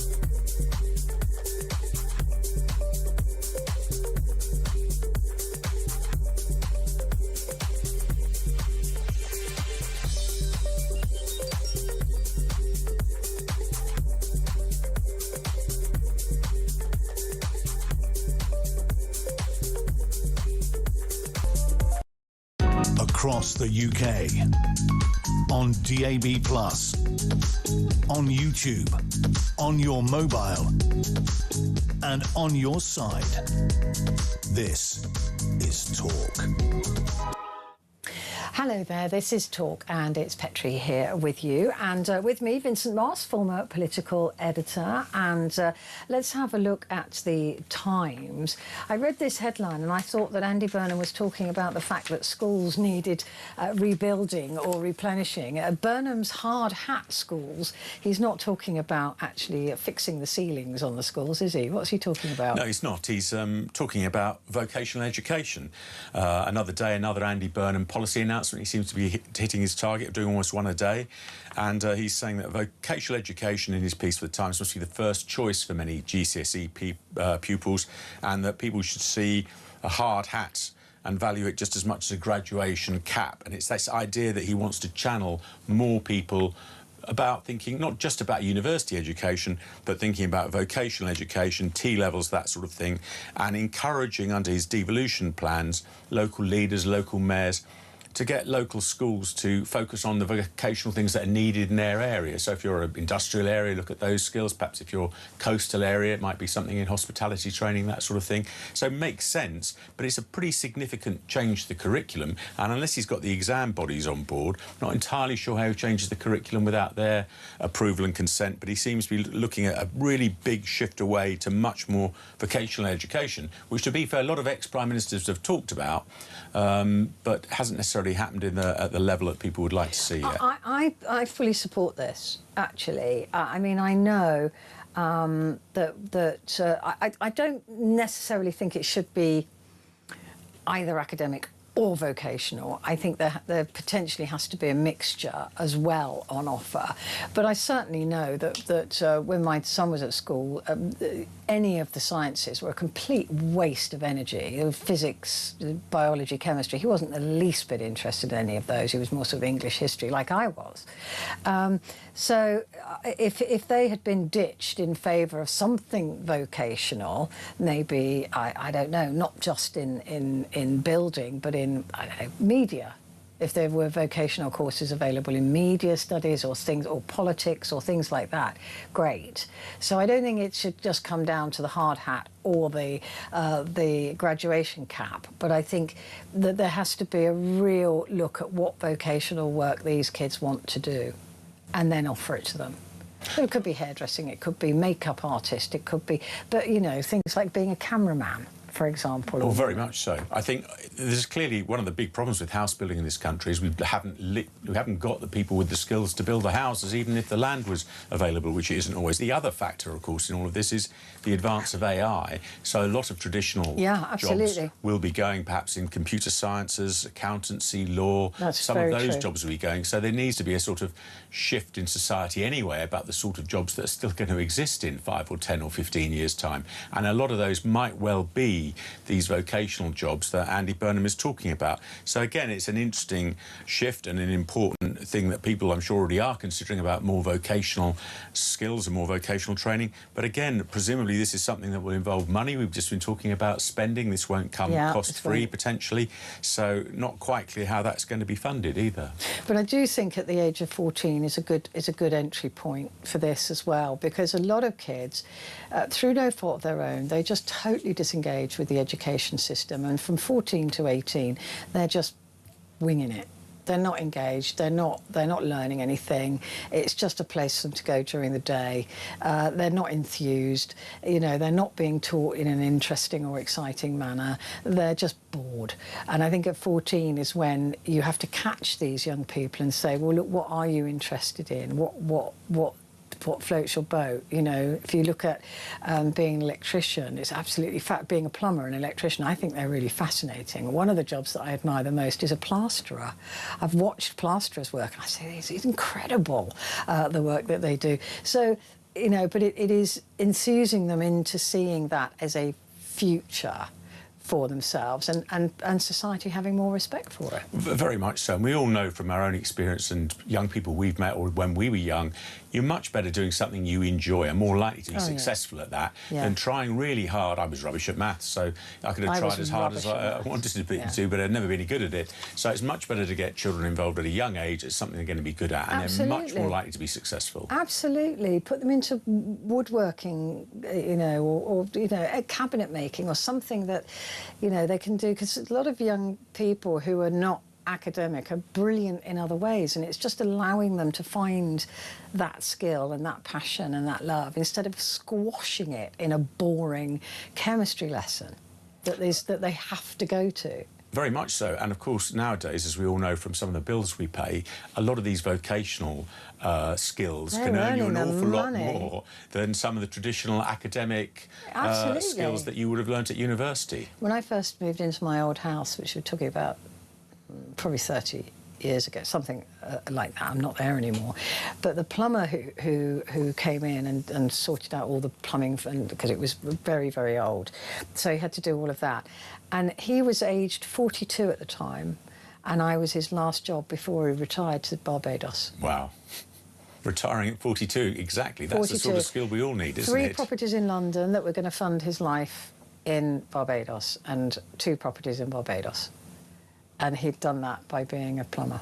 Exactly. He made an absolute fortune. And that's the beauty of some of these vocational skills. If you're good at them, you can make an awful lot of money. Absolutely, absolutely. I'm fancy going and doing a plumbing course or an electrical course. I really do. I really like that. I like the hands-on thing. I perhaps should have done something like that rather than this, but there you go.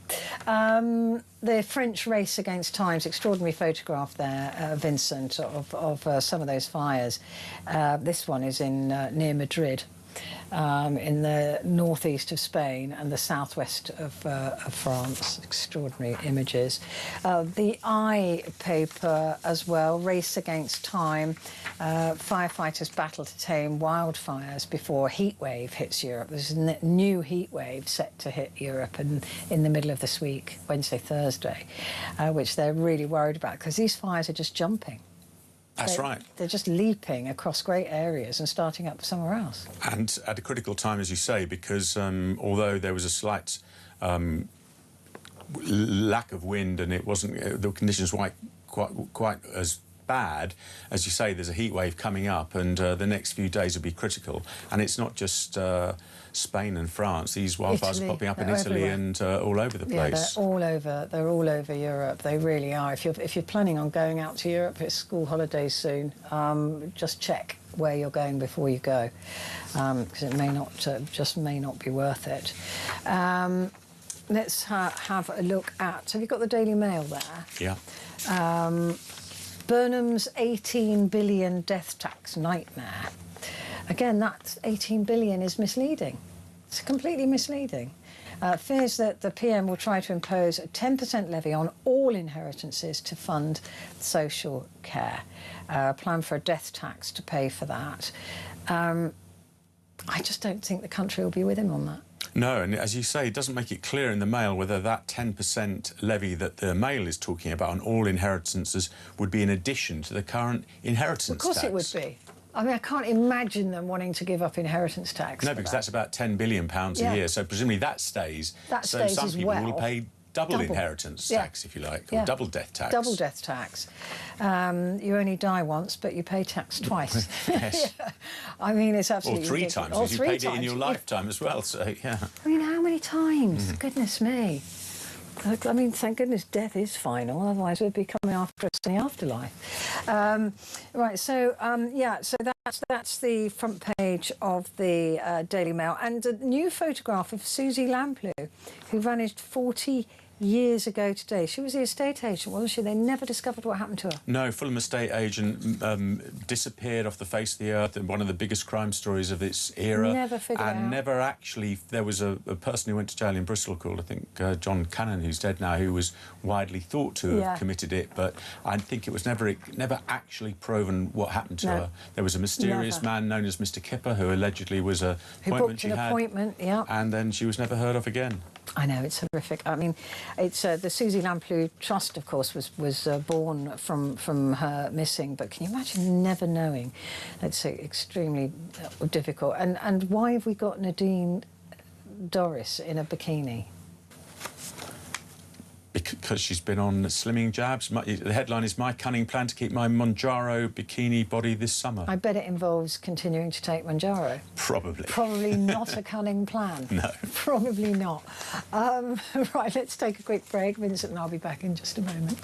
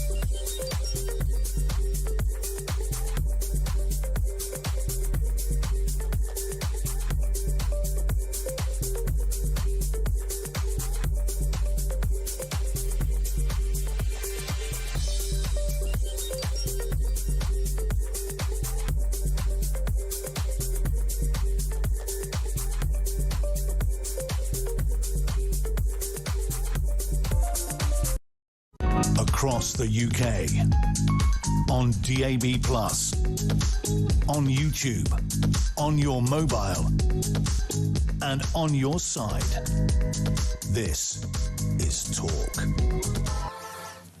Hello there, this is Talk and it's Petrie, and with me Vincent Moss, former political editor, going through the papers for Tuesday. The Daily Telegraph, nice picture there on the front of Zelensky and our new Prime Minister. Of course, he met in Portsmouth today. Andy Burnham and Volodymyr Zelensky met in Portsmouth, where the pair spoke to British and Ukrainian sailors on HMS Queen Elizabeth. Mr. Burnham told the Ukrainian president, to put it simply, Volodymyr, I want you to know that we've got your back. You can count on us. You can count on the UK for as long as it takes. And brackets, as much as it costs. Again, another cost that Volodymyr must be really relieved, because he's seen how many prime ministers in the last 5 prime ministers in the last 4 years? Yes. 5 prime ministers in the last 4 years. This man has had to hope we're still on the same page. And he's fighting a war, but he has to keep coming and meeting our new prime ministers, which doesn't make us look a very serious country, does it? It really doesn't. So Andy Burnham's making a point of saying this is the first foreign leader I'm meeting, and that's to show that there's no change in our policy. We've still got massive support for Ukraine, all of which is good. And there's a nice picture on the front of the Telegraph, and it's an important visit and an important relationship. And his script has been very much, the support is unwavering and it will continue, which is a positive thing. But it's a bit embarrassing that every time Zelensky seems to come over, he's met got by a new prime minister that he's got to make friends with. I mean, I think the closest one was with Starmer. I think that Starmer really did support him with the coalition of the willing and all of that. So Andy Burnham's got some foreign policy that he's got to read up on as well and get involved in that. Again, the main headline is Burnham axes Blair's university vision. And then this take on the fires, Britain's face battle for refunds as holidays ruined by wildfires. Holidaymakers face a battle to claim back the cost of their flights to Bordeaux and Spain amid raging wildfires. The trade body for UK insurance has warned. I guess that unless the government says no travel, the insurance companies don't kick in. Well, that's right. If the Foreign Office website doesn't say you can't go, as I understand it, and you just think, it's a bit dodgy out there, I don't fancy going, good luck getting your money back, because depending on different insurers and different travel policies, they may not pay out. Yeah. So, and also people who book their flights separately from their accommodation, they're not covered in the same way as if you book a package holiday. So all the advice is to check your insurance before you go and before you make any decisions. But while the Foreign Office isn't advising, and this may change, that against travel, then it's pretty hard to get a refund if you decide not to go. And of course, while we know that there is a lot of fires in places around Bordeaux and other places, you don't necessarily know whether there's going to be a wildfire next week or next month. Exactly, and you're booking your holidays, and yeah, that's got to be very, very difficult. So yeah, they're saying deciding if you no longer wish to travel. If the holiday can still be provided, it's unlikely to be covered. So that is a very, very difficult one. The Holly Willoughby at the top there. Holly's half-baked show makes Meghan look good. Oh, that's not good. So Holly Willoughby, I think, has launched a YouTube programme rather than being employed by one of the main stream broadcasters. And it's not got good review from there. And why biscuits addle your brain? It won't change my view of biscuits. It won't change my view of biscuits either. How do they addle your brain? I think I'll take the risk. I'll take the risk as well, especially at our age, Vincent. I think absolutely. There are other things that can addle a lot quicker. The Guardian, of course, showing a lovely photograph there, actually, of Bill Oddie. He was an utter joy. Tributes as Goodies. Bill Oddie dies at the age of 85. I knew him, of course, from the Goodies. Goody, goody, go. So I loved the Goodies. And Ooh, Ooh, Ooh, the Funky Gibbon. Do you remember that? I do remember that, yes. Yeah. Do Ooh, Ooh, the Funky Gibbon. We all knew that. And I loved the Goodies when I was a kid. I thought they were brilliant. In fact, I wrote to Jim Will Fix It to ask if me and 2 friends could ride their bike. Oh, wow. Yeah. Did it come off? Oh, my father banned me from going anywhere near Jim or Fix It. Ahead of his time, yes. He'd already heard rumours about Jim, but the Goodies were a huge show. I mean, it must have been the biggest comedy of the time. I mean, there was only 2 or 3 channels back then when we were all much younger, but the Goodies was an absolutely massive show. He went on to write those songs like the Funky Gibbon. I think they had about 3 hits. Yeah, he wrote this, and then, of course, had this fantastic second career as a sort of a twitcher, bird watcher, and all those spring watch and autumn watch programs. And he absolutely loved all that, and he was very big into all of that. So younger people will know him from that rather than from the Goodies, I think. It's sad. I mean, 85. I mean, a lot of people go, "Oh, that's still so young," but it's not. I mean, it's an okay age. Yes, I think if you were an actuary, I think they say the average age in the UK is about 82 now, so he's done a bit better than average. He's done a bit better than average. Still tragic loss to his family, of course. It is, but Bill Oddie there. And again, the main front page, teach pupils for local jobs, Burnham to tell schools, and fleeing wildfires. It felt like a disaster movie. It is time, actually, that we were educated about these extreme weathers. I was talking to Jim Dale earlier on, and he was saying exactly that, you know, if you were somewhere and there was a wildfire, would you know what to do? And I was like, oh, no, I wouldn't. No, I wouldn't. And he was quite interesting, that stuff about wind direction and looking at the way the wind's blowing. Sounds obvious, really, but you wouldn't think about it. Yeah, but in the panic as well. I mean, that's the thing with all of these survival techniques. They've got to be ingrained in you so that when it happens, or if it happens, you don't panic. It's like this find your float argument for people diving into bodies of water, that they then suddenly panic. And if you've got that in your mind about just lying back and your body will naturally float, especially if you inhale and keep your lungs absolutely full of air, you will float. But it's the panic that kills people, and so it's got to be so ingrained in us, all of these things, so that when it happens, or if it happens, we are calm enough to go, OK, I know what I've got to do. And they're also going to have to design houses in a way that... It's interesting how many houses seem to have survived the fire, in a way because they've sort of had manicured lawns and they'd cut away all the undergrowth around the houses. Yeah.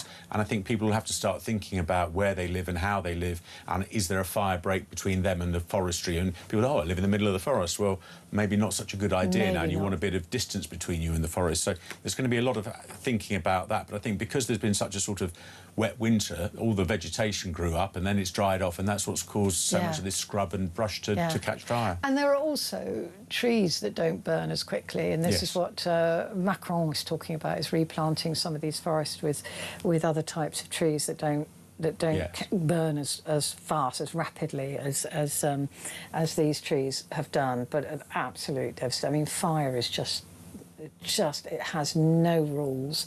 It really just does what the heck it likes and goes where it wants to. And that's what we're seeing at the moment, is it's sort of jumping now. It just takes one tiny little leaf on fire that blows and lands in some dry brush, and there you go, you started another fire. And we're still very early in the summer, really, so this could get a lot worse before we see the end of it. This is not the first year, of course. We've seen it year upon year upon year. Absolutely devastating effect. The FT... Burnham seeks welfare bill savings by tailoring schools to the local job market. But like we were saying, this is not a quick fix. This isn't a quick fix. I mean, this is not going to fix the welfare bill the way it needs to be sorted now. It does, and not when there's incentives, as you highlighted earlier, where some young people are potentially getting an extra £100 a week more than another teenager who's in a part-time job for 16 hours a week, because they can claim more for anxiety on a benefits thing.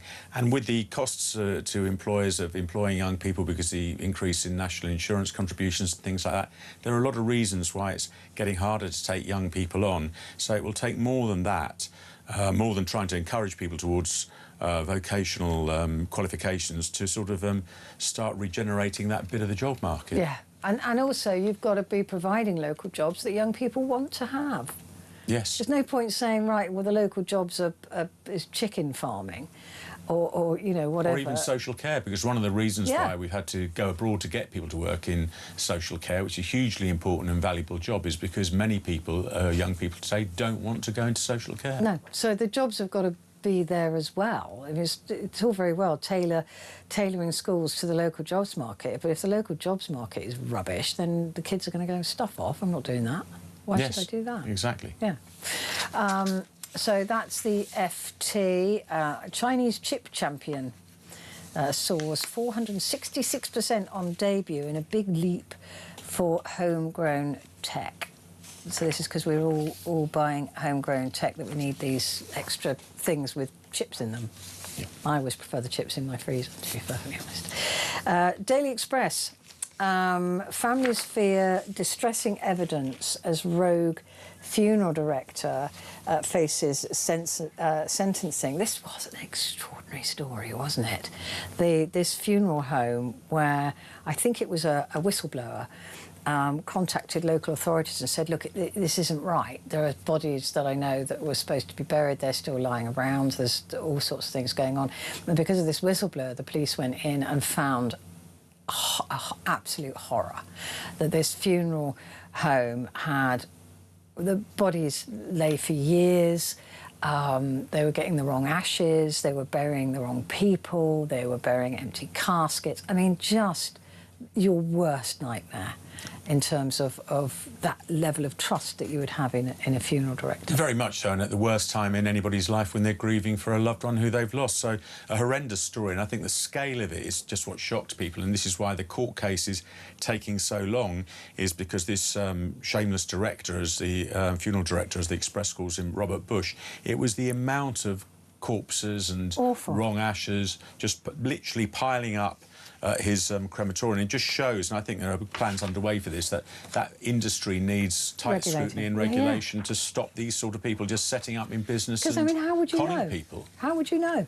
You know, because it costs the reason is because it costs money that you pay the funeral home to have somebody cremated. So he just was taking the money and not paying a crematorium.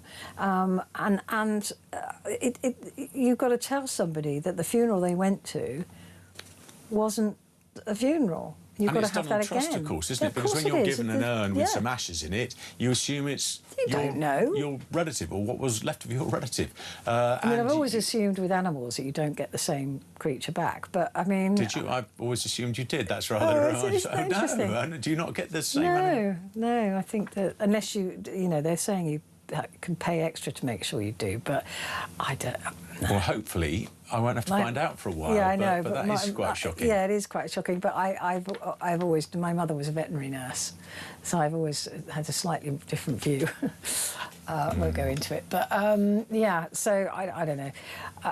Yeah, you have to take it on. You have to take it on trust, and also you have to hope that your loved one is well looked after when they're in the funeral home as well. Because although they're dead, and I suppose it's a silly thing, but you still don't want them to be treated badly, and you know they're dead, but also just kind of that respect for the person that you love. But one of the problems, of course, is the average funeral costs, I think, £4,000 or £5,000, and it's a huge amount of money that usually people don't have. Yeah. And I think one of the saddest parts of this case is this particular undertaker was offering cheaper prices. Well, there was a reason for that, because he wasn't doing the job properly. But there's also an issue with... He also sold funeral plans, didn't he, exactly, for the future, so people were paying into funeral plans that he was just spending the money. Yeah, but there needs to be a wider look at that whole sector, why funerals are so expensive anyway. Why should it cost £4,000 or £5,000 to have a funeral and all that sort of thing? It shouldn't be as expensive as that. It should not be as expensive as that, but it's, you know, it's death and taxes, isn't it? That's a business to be in, because you're never going to run out of clients. So this is we'll wait and see with the sentencing, but I suspect it'll be massively harsh. I don't know what he'll be charged with, or the sentencing. Yeah, you'd hope so. The scale of it and the sort of the planning that appears to have gone into it is such that you would expect him to get quite an extensive. And have you seen him? He's always covering his face with this big black bandana thing. You just see his eyes. Yes. Coward. I mean, Yeah, that's very much so. disgusting, isn't it? Right, let's take a break. Vincent, I'll be back in a moment.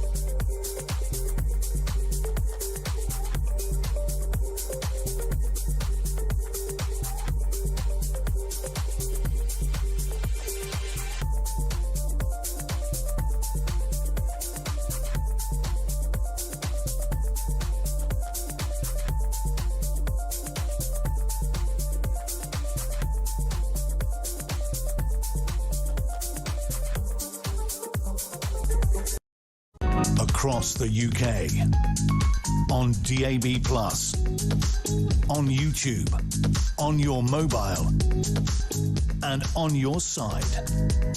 This is Talk. Hello there, this is Talk, and it's Petrie here, and with me, the fabulous Vincent Moss, former political editor. Just looking on the front page of the Metro, that also looks into this horror at the Rogue funeral parlour. It does beg the question how many more people are doing it. But at the top there, talking about Bill Oddie and Ronnie Ledrew, who nobody's ever heard of, but you've heard him speak if you're of a certain age, and he was the voice of Zippy. Arr. Exactly. That's how he talked. So, yeah, the rainbow character, Zippy. Very memorable voice, wasn't it? Yeah. It was Zippy and Bungle, wasn't it? Jeffrey, Zippy and Bungle. Yes. Yeah. So, but he was probably one of the more memorable ones, wasn't he? Definitely. Very Zippy sort of was classic great. voice, wasn't it? When he kept talking, they could just pull the zip across. Yes. I wish I could do that with Humphrey when he's barking, actually. I wish there was a zip. Yeah, same with Walter, yes, he doesn't stop either sometimes. So, but that was another... But in those days, I think, because, again, there's so few channels and so few shows, the shows that there were very huge. famous and everybody watched them. I mean, you had to watch Rainbow and The Goodies. Rainbow had a cult following amongst teenagers, I think you'll find, as well. Yes. It was an absolute cult following, as silly as it was. So Zippy is now forever silent.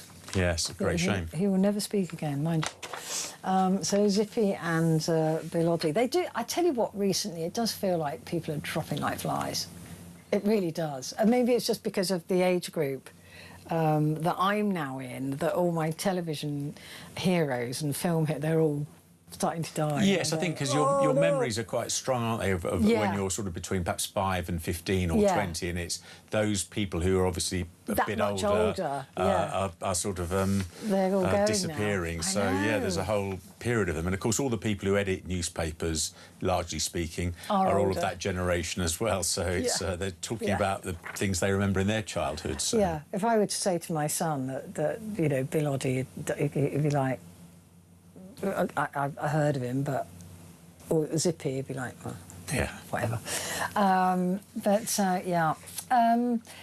The Independent talking about the wildfires again, extraordinary photograph there. Fire is beautiful. it has to be said, on a purely visual.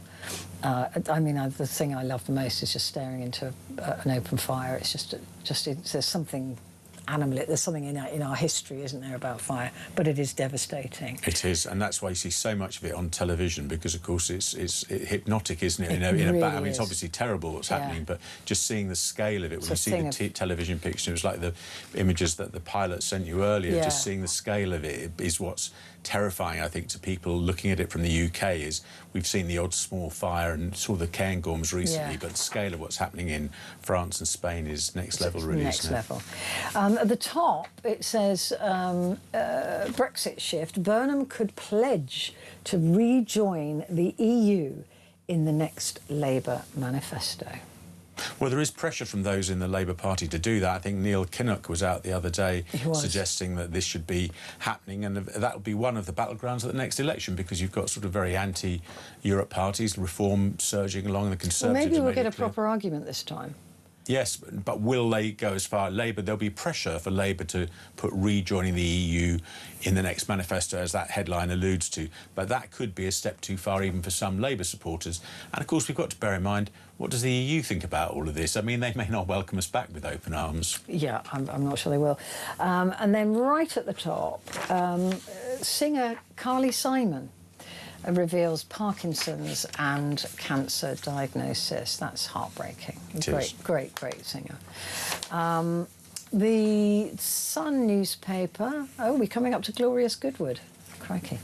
The dead ringer for the new Prime Minister is calling herself Mandy Burnham on TikTok. It's a chaplain, Emma Roberts, who's 54, and the Labour chief, 56, share the same haircut, brows, thick rim specs and smile. They do look remarkably alike. Even her mum reckons they're a spitting image. Rugby and real ale fan Emma from Swansea backs the PM's tax cut for pubs and said of her new name, people are loving it. She does look like him. It's good, isn't it? They do look very, very similar, with the same glasses, a very similar haircut. So they could be brother and sister, or whatever. Got a good career as a double. I always think it's quite sad for those people who must make money as impersonators or doppelgangers for prime ministers when they lose their job, and they suddenly somebody else loses their job. So all those sort of impersonators lose their job. But looks like this chaplain Emma Roberts, as you say, could have a good career as an Andy Burnham stand-in. So she could even solve the north-south divide problem, because if Andy wants to spend more time in Manchester, perhaps she could pop into the London office and act as the Andy Burnham down in London. Yeah, I'm worried for Putin's doubles.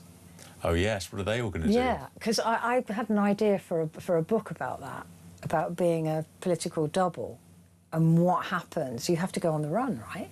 Yes. But then you look like the most recognisable person on the planet. Mind you, I don't think Putin's doubles do look like him very much. No, there's one that looks nothing like him, and he's about 4 inches shorter as well or something. But there's some of them, 2 of them are actually quite good.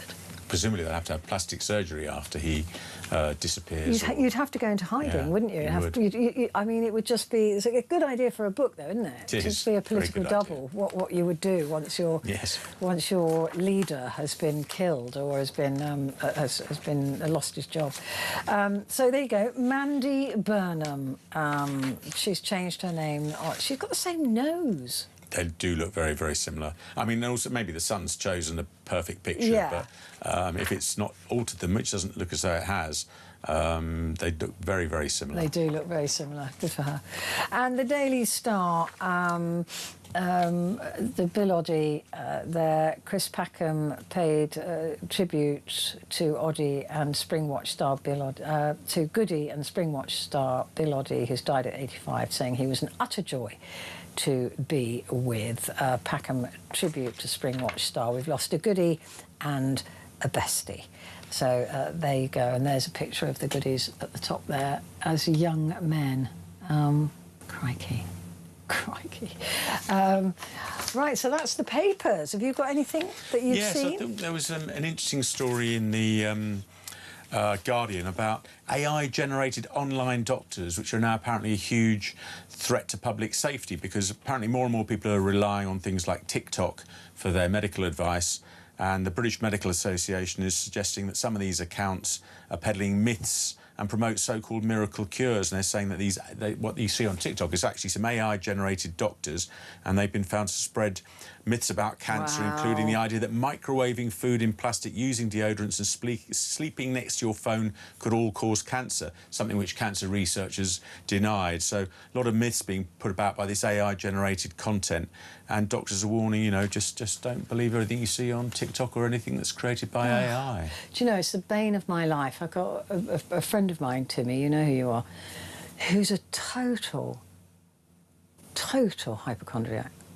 And he was with me on Thursday night, and he said, "Oh, did you see this vein down the side of my head here?" And I went, "And?" And he went, "Oh, I think this is..." And he came up with some name. He said, "I've Googled it. I'm going to see the doctor tomorrow." And now he's demanding an MRI. And I said, "Just drink more water. It's hot."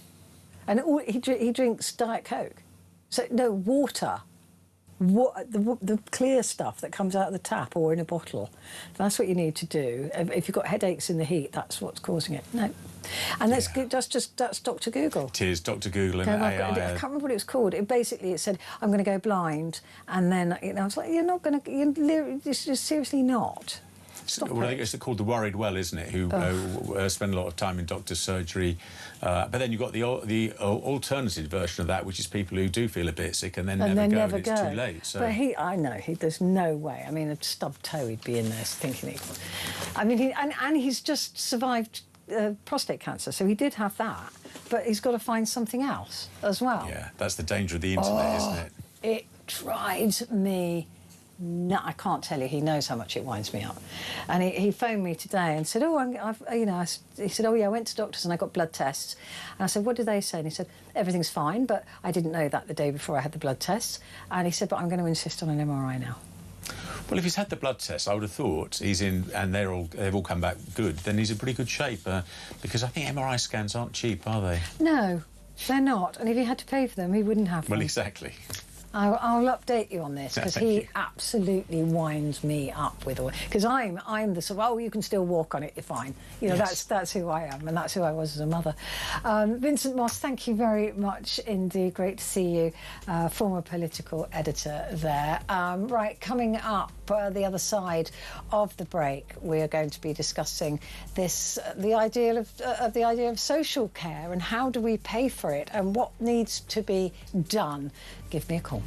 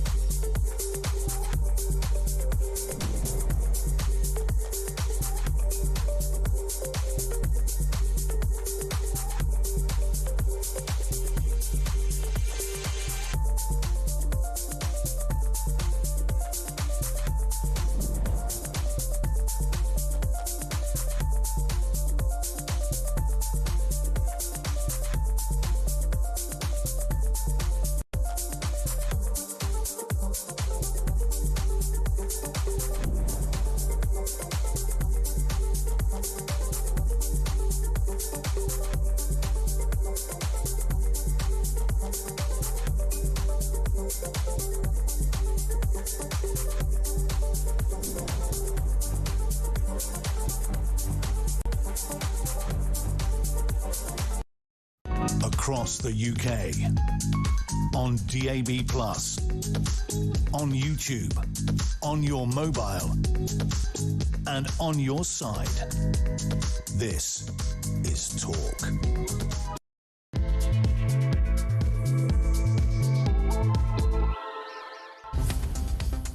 Good morning, it is Petrie here with you, and this is your Talk Back Hour, and we are talking about social care.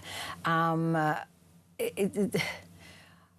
headlines are so misleading, I really can't even bear it. But PM has said the system should be free at the point of need, a move projected to cost £18.5 billion a year on top of what we're already spending. And if it's free at the point of need, then those people who currently pay for their care, it's about 16.5 billion, they will also get it free. So that 16.5 billion has to be added onto the 18.5 billion and the 35 billion that it currently costs.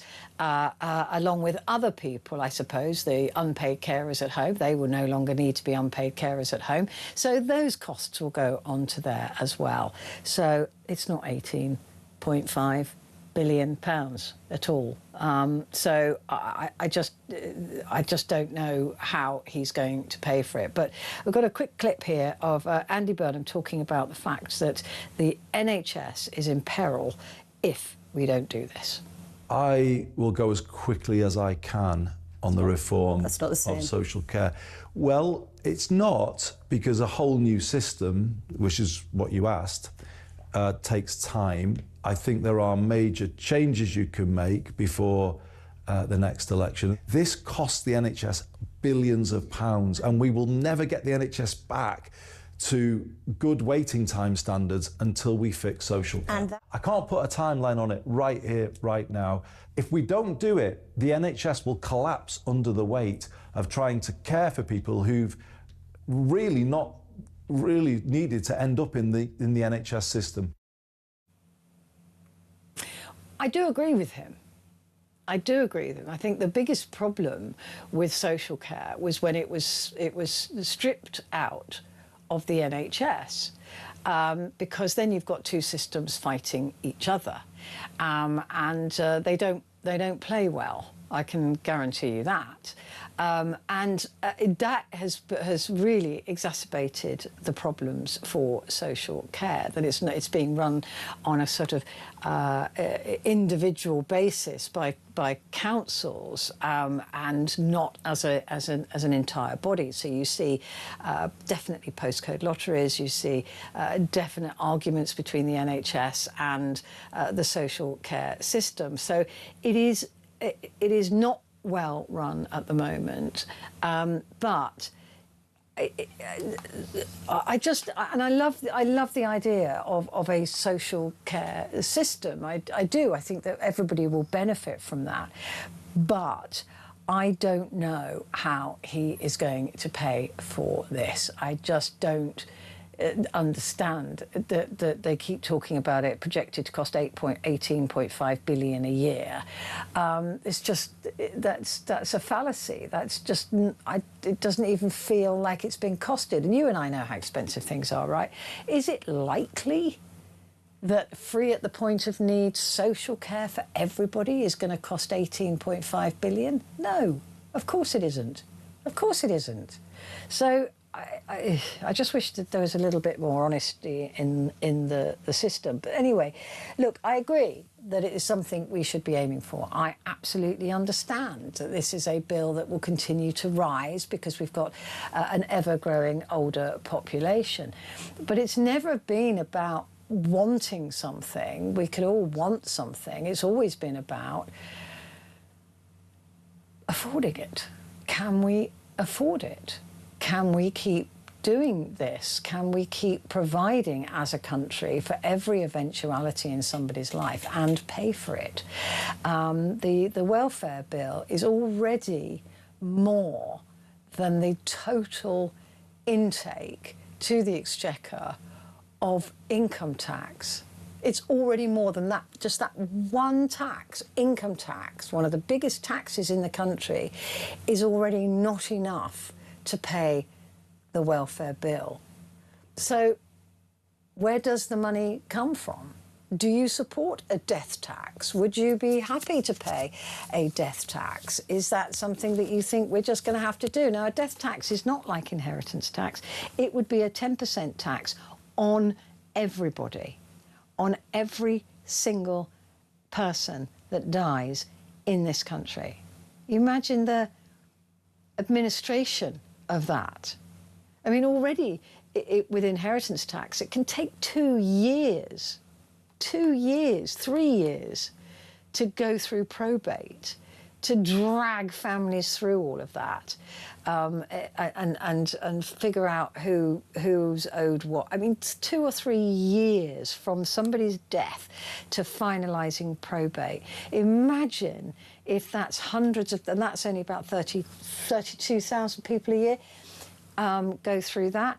Imagine if it's everybody that dies, hundreds of thousands of people a year. How long is that probate system going to take to get 10% of, I don't know, £1,000 that somebody's left in their bank account? I mean, it just makes my brain hurt, because what I always do is listen to the top line and then think, well, how is that done? It's a great idea. I love the idea. It's fantastic, and I don't mean to be a killjoy. But how on earth do you implement this? How on earth do you make sure that 10% of every single person's death is gathered by the Inland Revenue? Like I said, it already takes 2 to 3 years to go through probate. What will it be? 5 years? 10 years? Before you can settle somebody's estate? And by that, the next year, there's more people, and the next year, there's more people. I just don't get it. I don't get it. I want more detail, because this, to me, is just bonkers. Anyway, how do we pay for it? I want to hear your experiences of the social care system as well. What do you think needs to be done to improve it? Give me a call, 0344 499 1000. Those calls are charged at the national rate. And text the word talk and your message to 87222. Just a reminder that the WhatsApp messaging is down, so you will need to use the old-fashioned text. I can't remember the last time I sent a text, as opposed to a WhatsApp. But WhatsApp isn't working in terms of messages, so you're going to need to send a text. This texter says it's Phil in Thurrock, who says Burnham is signing his own political death warrant. Bring it on. So there we go. He may be wishful thinking. That's kind of where I'm going with this. Anyway, give me a call. Let me know what you think. And do you mind a death tax? Do you think that is a good way of looking at it? A good way of paying for it?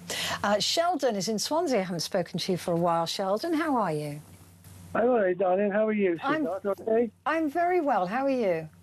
I'm all right, love. I'm still here. It's a bonus. And how's Faye? She all right? Faye's right by the side of me. Say hello, Faye. Hello. Hello, darling. Bless her. Right, Sheldon, what do we think of this? I got 3 bullet points here, okay? And you may not think they're relevant in the first place, but the middle one certainly is. Okay. I think there are 3 marks of a truly civilized society. I was born in 1948, at the inception of the health service. And I was the second baby born in Wales, believe it or not. No, under the NHS? Under the NHS, yes. Wow. But, one of the little girls who was born before me was only 5 miles away from me. Really odd, isn't it? Yeah. But the point is, that health service, at that point, was designed initially to take you from the cradle to the grave with empathy, not sympathy, empathy. And it did it. It did it for me, and it did it for my parents, and it did it for my in-laws, and it did it for everybody that I knew until it was privatized. In the sense that social services were privatized through Margaret Thatcher. She closed all the cottage hospitals. Yeah. Our elderly, who could no longer be cared for at home because the people who were with them were too old and able to care for them themselves, were looked after immaculately, and that all ceased. And this is the biggest problem we have in this country at the moment, is the fact that nobody cares about the geriatrics. They are not in their sight, they don't care about them, and they can't afford them, and as far as they're concerned, there are too many of them. Well, in my opinion, the first thing they should do is start thinking about when they become a geriatric and see if anybody wants to pay some bloody tax for them. Now, that I've got no sympathy for any politician who has any concept of how to solve this other than be honest about it, because that's a major priority. Because the biggest problem that's dragging our health service down is not social services as such, it's the lack of it. Do you think it was better when it was part of the NHS? Oh, 10,000 times better. 10,000 times better. Because they were cared for properly by professionals in lovely cottage hospitals with caring people who took the weight off the families who could no longer deal with the unfortunate relative they had to deal with.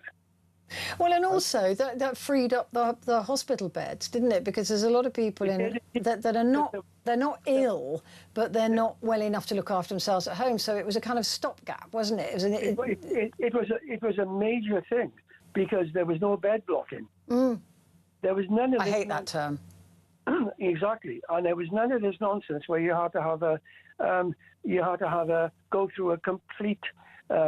Multidisciplinary meeting to get a serious discharge, a safe one, from a hospital. Honestly, it's a joke. You didn't have the other problem of the local authority fighting the health services budgets to find out where they were going. That's what I found with my brother, Sheldon. It was just that the NHS going, well, you know, we can't keep him in this bed. And I'm saying, no, I completely understand that. But he can't go home because he's got no one to look after him at home. You know, and social services were like, well, I had to go through so many meetings where social services were telling me that he was capable of living on his own. And the neurologists were saying, no, he's not. He can't live on his own. And I had, you know, all these different people saying, no, he can't have an oven, he can't have anything that he can't, you know, can leave switched on. All of these things. And social services are going, well, I've spoken to him, he seems fine. It's like, well, you're not qualified, love. I have personally, Faye and I have personally been through 4 tribunals regarding safe discharge from hospital and getting the correct funding for people, including our own family and our friends. And it's very hard work. Very hard. They multidisciplinary meetings, and if you are not astute enough to deal with them, they'll walk all over you. Yeah, it was horrific. It was constantly as well. And I feel sorry for people who don't know what's going to hit them. But that's one point. Now, I'm going to go backwards a minute on these 3 points of what I think a civilized society looks like.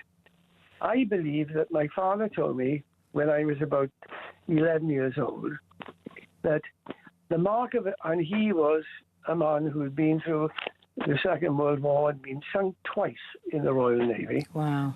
He said, I can tell you what a country fit for heroes is.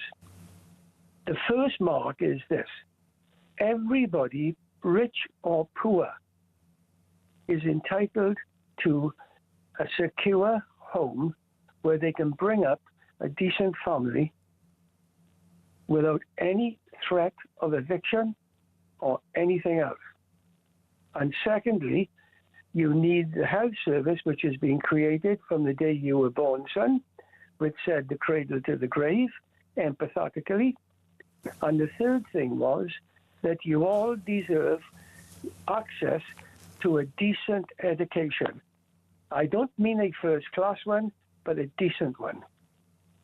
And I don't know where that's gone in this country, but it's not there, Petrie. No. Well, it's certainly not fit for purpose. You know, it hasn't been for a very long time.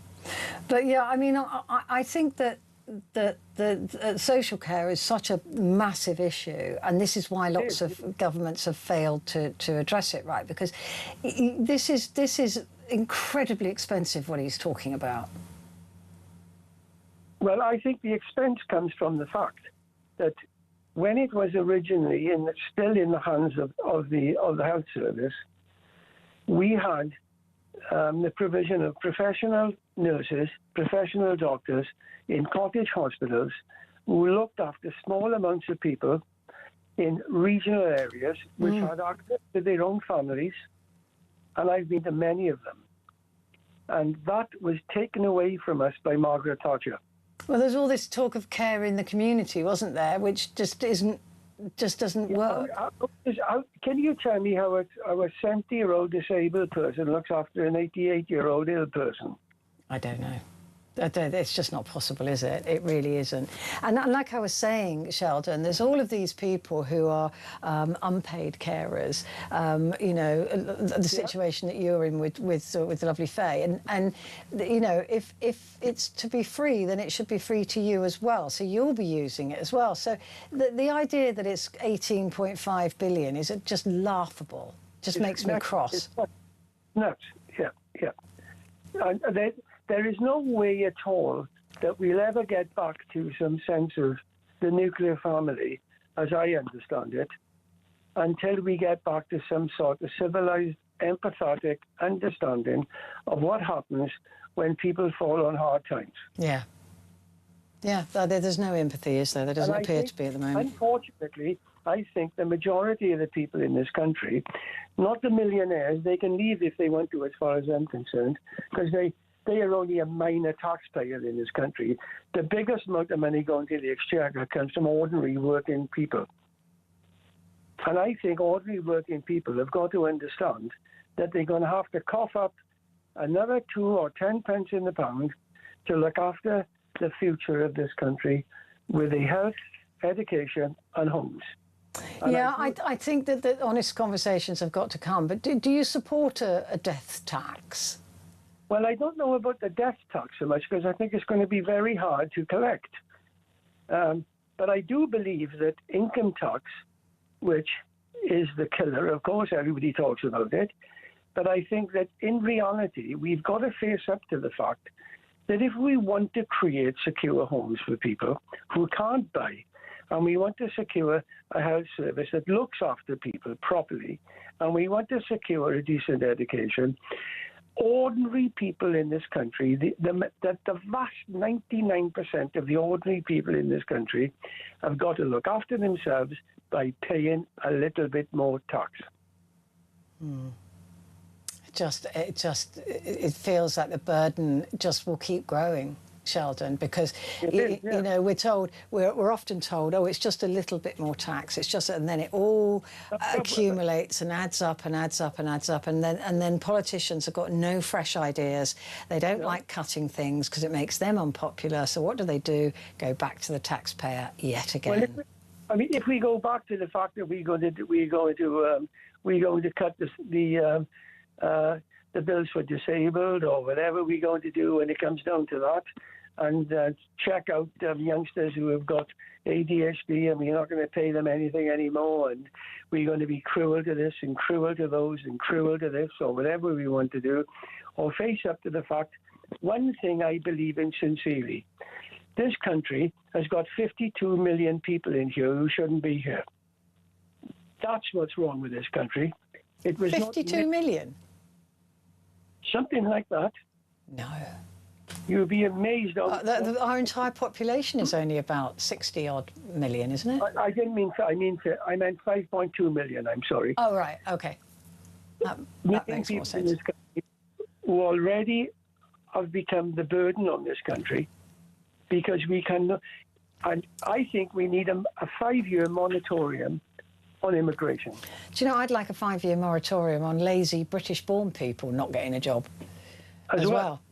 Yeah. Because there's a good deal more of them collecting benefits than there are of the people you're talking about. But I don't think we can afford any more immigration. Legal, I mean, not illegal. Never mind the boats. Well, it depends, because if we want growth, we need people who are going to work, and it seems like a lot of British-born people don't fancy getting up in the morning and doing that. Well, I've got 4 local stores here very close to me, and they're all run by the usual Pakistani or Indian diaspora. And if they didn't do it, nobody would. And I've got to be honest with you, I used to have a general stores, which was a proper general stores. I had a news agency in it as well. And I had to get up at 6 o'clock in the morning to get the papers, and I never turned up till 11 o'clock in the night. But I don't see any British people standing up till 11 o'clock in the night in any shop. No, because they don't want to. No, they won't do it. They won't do it, and that's why we need the legal migration. Because otherwise, who drives the trains, the buses, opens up coffee shops? So I'm not a xenophobe of any sort. No, I know you're not. I know you're not. But how do we persuade British people to want to do those jobs? Well, because that's the only way to cut immigration, is to get those people into the workplace. Well, how do you persuade the average person to? I mean, I'm in a family. You cut their benefits. That's how you do it. I'm in a family where everybody in my family, the youngsters, they work in boring little jobs for Amazon, or another one is a HGV driver. The other one is not working anymore, but she was a manager for Argos. They're not high earners, but they all worked. Yeah. And that's what we've got to get back in, because until we can persuade people, and sometimes the stick works better than the carrot, right? Sometimes you've got to take a stick and say, right, we're going to have to cut welfare. Sorry, can't afford it anymore. You're going to have to get a job or don't. But that's up to you. If you're fit enough to work, go to work. And the other example is my own example. I was more or less self-employed all my life, Petrie, right? And I had to, if I didn't get up in the morning and I didn't hit the target, you didn't get paid. Yeah, I don't get paid if I don't turn up, which is why I'm here all the time. I didn't get paid for getting up in the morning. You know, the only time I got paid was when I hit the target. Yeah. Yeah, I mean, and that's the thing. I just think that we've got to persuade people, not persuade them, but tell them that it's work or nothing. I agree with that. I don't agree with laziness and unemployment. I don't agree with it at all. There are jobs there. Absolutely, there are. And if there wasn't in inverted commas, a better way to make a good amount of money, and that being on benefits, then, I think the benefits should come with a responsibility to be working as well if you're fit to work. I think the benefit system works for those possibly who genuinely need it. Yeah, that's the only reason it should be there. But it's not working for those who genuinely don't need it. No, and it's not working for any of us because of those people, and those people will crash the entire system, so that those people, the other people who do need it, won't get it either. So it's a self-fulfilling prophecy, really. Sheldon, lovely to talk to you. Love to both of you. I've got to go because I'm really late to a break.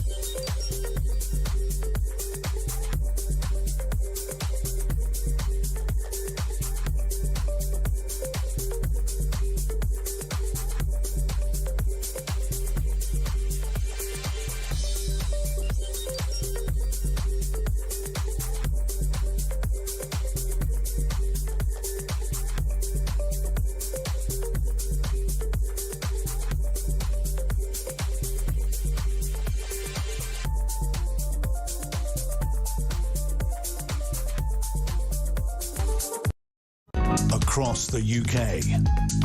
On DAB+, on YouTube, on your mobile, and on your side. This is Talk. Hello and a good morning. This is Talk and it is Talk Back, and I'm Petrie.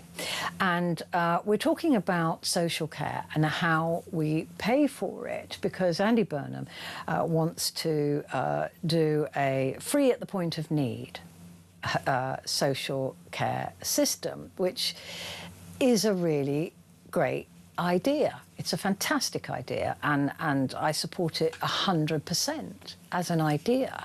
I think when you start digging down into it and how it's going to be paid for, it remains just a great idea. I don't see it as a reality, and maybe I'm just short-sighted and nothing would have ever changed if I'd been Prime Minister. And maybe you need to have these big ideas, right, to see them through, or to at least start to see them through.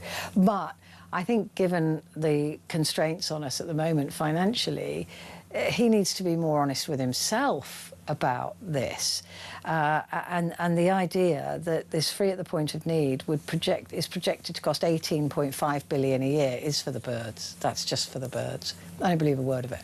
I absolutely, if you gave it more than a second's thought, and you think about the cost of social care and the number of people who require it, that doesn't scratch the surface. 18.5 billion, and that's apparently on top of the 35 billion that councils already spend. And then you've got those people who currently don't pay because they've got more than £23,000 in the bank or something. They would get it for free as well, so that's another 16.5 billion on top of that. And then you've got the stay-at-home unpaid carers who, if it was free at the point of need, they might utilise it as well. So suddenly that 18.5 billion is a good deal more, and that is a more realistic ballpark figure that we're looking at. And don't forget, this is a bill that will increase year upon year. So I don't buy it. I don't see it becoming a reality without taxing us a lot more, or borrowing a lot more, which we won't be able to do, or brutally cutting some things that we just can't afford anymore. So, and I can't see Andy Burnham residing over a Labour government that cuts welfare, for example. So I don't know how this is going to be paid for. One idea is a blanket 10% death tax. This is what Andy Burnham came up with in the 20s when he was 2010s when he was health secretary or health minister of health, something to do with health, and he then came up with a death tax, and it was completely, everybody said no, there's no consensus for that, we're not going to go for this death tax or dementia tax or whatever. So that's the only thing that I can see working, and that is a blanket 10% on every single death in this country every single year. The administration of that is beyond crazy when you consider that at the moment 32,000 odd inheritance tax cases can take 2 or 3 years to reach the final, to get through probate. So I don't know. I'm just too logical. I look at this and I think it's just not going to work. How's it going to work? So I'm wondering about you. What do you think about paying a death tax? Do you think that's reasonable? Look, it's not you then that pays it, is it? Really, it's your family that pays it. But that will be charged on every single estate. I mean, the blanket 10%, whether you've left £1,000 or £1 million or £1 billion, it'll be 10% on that money. So everybody will have to be assessed for this 10% tax. Everyone will have to pay this 10% tax. No one will be able to move on with their lives until this 10% tax has been extracted, in the same way that inheritance tax at the moment is absolutely brutal to go through that. So I just don't know how it's going to work. Let's talk to Carol, who's in Manchester. Good morning. Hello, Carol. Good morning. Hello. I'm absolutely fuming again. Oh, I've done it to you again, haven't I? Stupidity. Absolutely stupidity. Yet another leader with stupidity. I live in Manchester. He is an absolute idiot. Absolute idiot. Was he not the Messiah as the mayor? A mayor? He's never done anything for us where we live. All right. Can I just say that, you know, like with it? All right, I can say that it's not in defence or whatever, but the majority where I live is like, okay, a £2, you know, like, that's all he's done, a £2 bus fare. Yeah. The thing is £2 bus fare. I've never been on a bus for years anyway. Many of us haven't anyway, where we live. And the other thing is at the end of the day, it's £2 bus fare. £2 there, £2 back. You know, so that's £4. 5 fours, right, regarding with it. It cost about £16 for a week's saver or whatever. Yeah. Absolutely stupidity, this man. Absolutely. Yeah, so most people who use the buses that we are getting through our parliament, they're not. I don't care if you're Labour, Liberal, Conservative, Reform or whatever. These are the kind of people that we are getting in our parliament. It absolutely annoys me. And then they're putting against the young to the old or whatever. My young people have been my children have been working at 16 years of age, like I did at 13 years of age, you know, like with it. They're professional. They've still got massive bills. I know. You know, like massive bills with university and whatever. You know, like, and they all work as teachers, NHS, lawyers, everything. They're absolutely, you know, like, so no disrespect to your other caller, you know, like, or whatever. It's absolutely ridiculous, you know, like, and regarding about care should have never been taken away from the hospital anyway. It should have been included. It should have been there with it. It should have never been. Yeah, it was a proper joined-up system in those days. It worked, and it worked. And the other thing is, if you're going to do something, bring communities back. You know, like instead of fighting on television or fighting with whatever, bring communities back. Encourage where you live. You know, like I've stated, we've got old people, and with the grace of God, we've got a few of them really poorly. You know, like, just give your communities, and then you can help with the care or help, you know, like, for your old people, which I was brought up on anyway. You know, like, any old person, you would look after. The whole street would look after that person. You know, like, it's just absolutely simple stuff with, I don't know where this country is going to. All the world. Well, I tried to get my brother moved from Lewisham Council to Hammersmith, right? Yeah. Because I could have then picked up a lot of the slack. I could have, you know, gone and helped him with his shopping. I could have done it, but from where I live to Lewisham, it could be a 2-hour drive, right? Wow. I mean, it's just crazy it's right across the whole body of London. Yeah. And so that I can't do that regularly.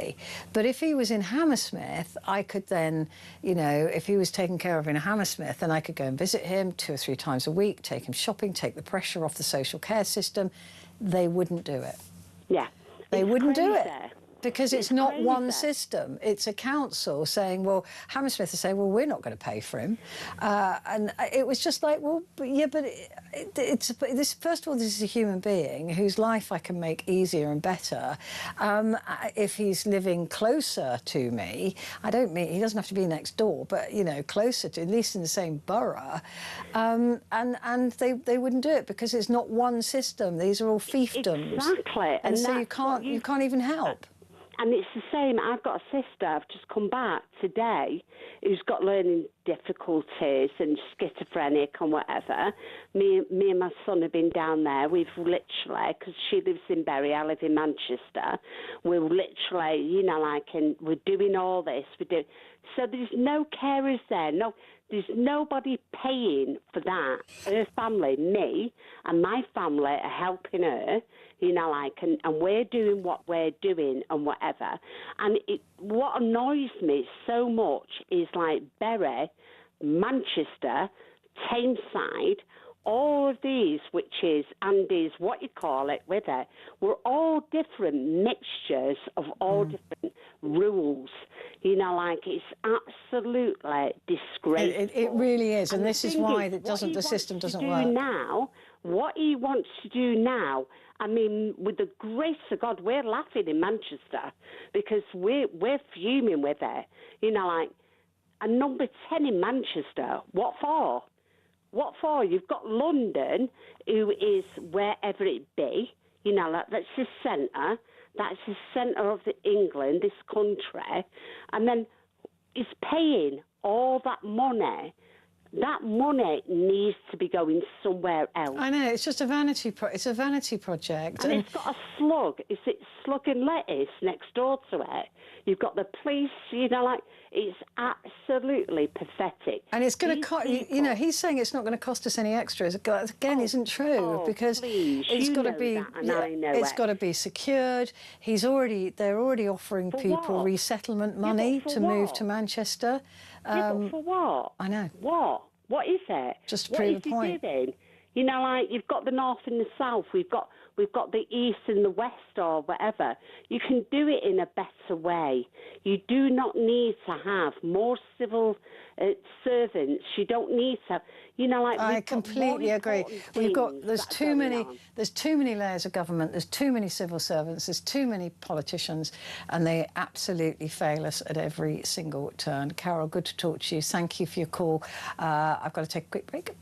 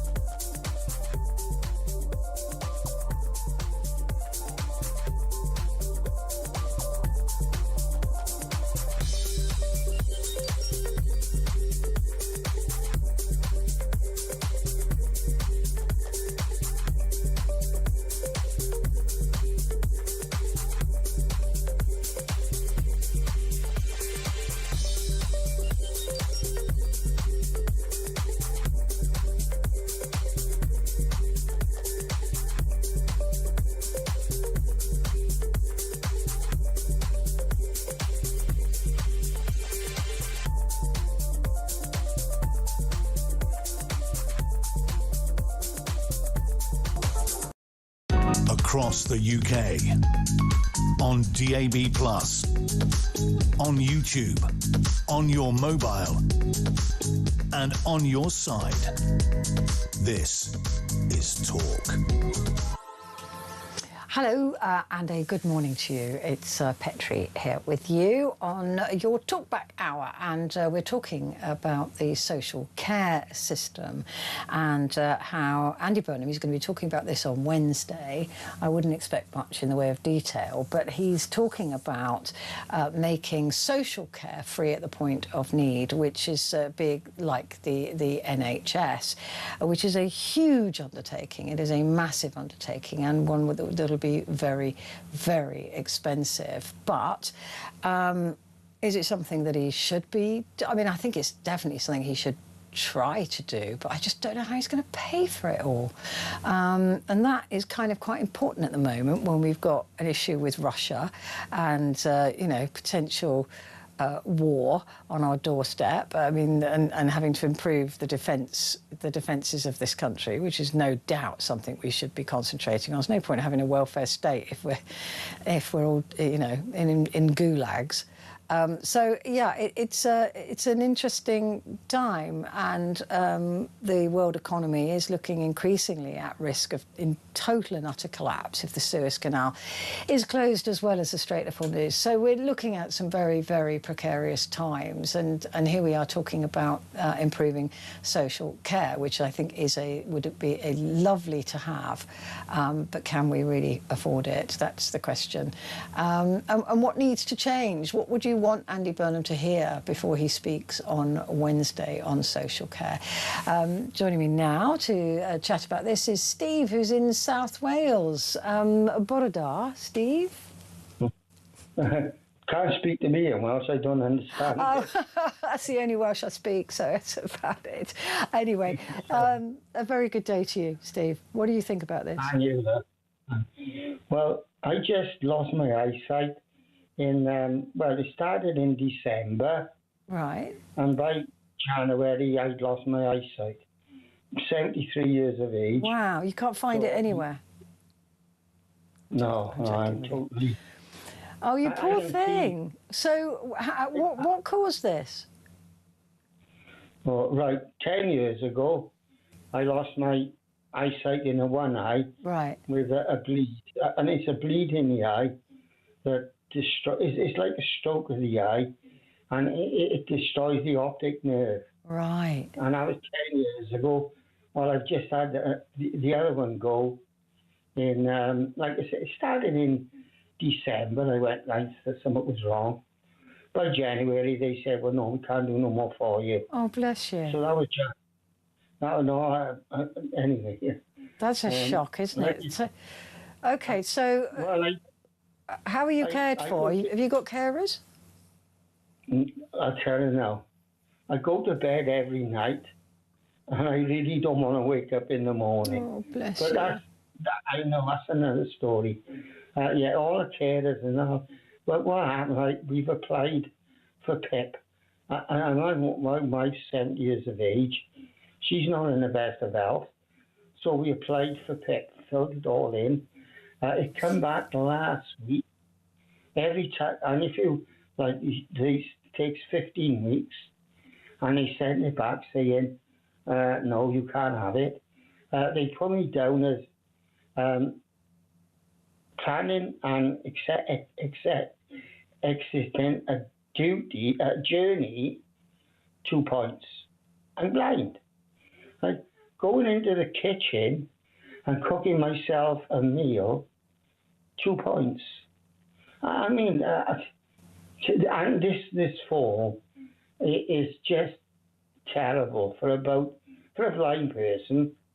What they put on it is showing herself and that. Well, I'm living this flat. I can do that. Yeah. But I've got bars and rails and everywhere. But without that, I couldn't do it. But I thought PIP was about supporting you to stay at home, to support. I mean, if you're blind, there are lots of things that you would need extra, right? Correct. Right. Well, my wife, she just had a cataract done. She's classed as my carer, and she don't get nothing. And she gets up in the morning, she puts my clothes on the bed. Right? When I get up, she does my breakfast. I'm on 13 tablets a day. She sorts all the tablets out, and then she gets on with her bit, and then she does my dinner. I just say to people, I know how an animal in his cage feels. When he's sat there, he's waiting for someone to bring him a bit of food, and possibly waiting for someone. The one woman said, but don't he go out? And I said, but this is one of the, people? Who's them horrible people now? Social workers. That's the ones, social workers. She sat on my sofa opposite me, and she said, well, don't he go out? And I said, yeah, I'm blind, you know what I mean? She said, well, I said, I used to go to the club. I said, my next door neighbour is brilliant. But I said, he can't be. He used to take me down the club every Sunday. And she was on about this other club twice a week, 2 hours a week. She said, I can get up to pick you up, take you there, and bring you back. So I said, well, like a little puppy. Oh, and she said, they talk about sport. I said, I got no interest in sport at all, none whatsoever. And she said, yeah, well, they talk about other things. And she said, I can arrange. So I said, this is like the little puppy syndrome. Come to the house, hold my hand, take me to the taxi. I said, no, that's just not on. And the way they have treated me and my wife is the thing they put on his phone. He's computer literate. I've just bought a computer now. That's cost me £800, and I'm waiting for the guy to come and show me how to use it, because I'm blind, and they do all this stuff with it. I just bought a pair of Meta glasses. Do you know anything about them? No. Oh, the Meta glasses, the ones that record. No, they do everything. £400. My brother bought me them. You put them on, you say, hey, Meta, what am I looking at? And it says you're in the living room. It's got a brick wallpaper. It's unbelievable. That's really clever.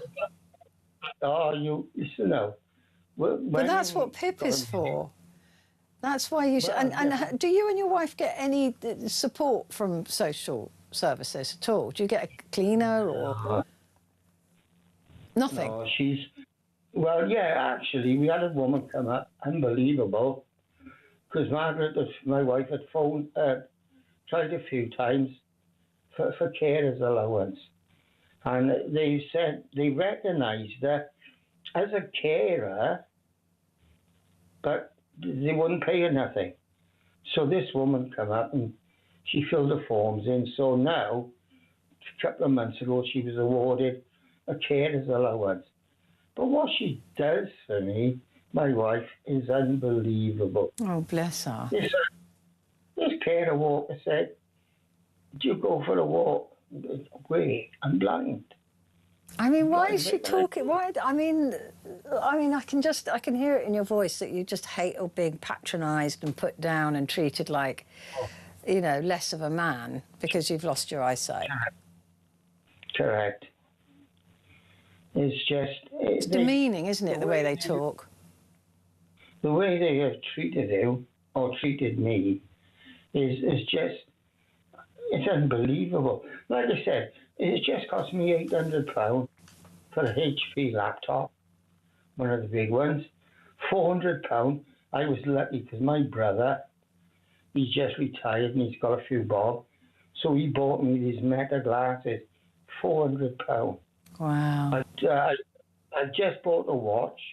I haven't got it on me at the moment. Oh, my uncle, my uncle, who was also my godfather, he had a Braille watch. Yeah, it's not a Braille. Oh, it's not Braille. They're really good. No, I've got a better one than that. You press a button and it tells you. It tells you. And it tells you.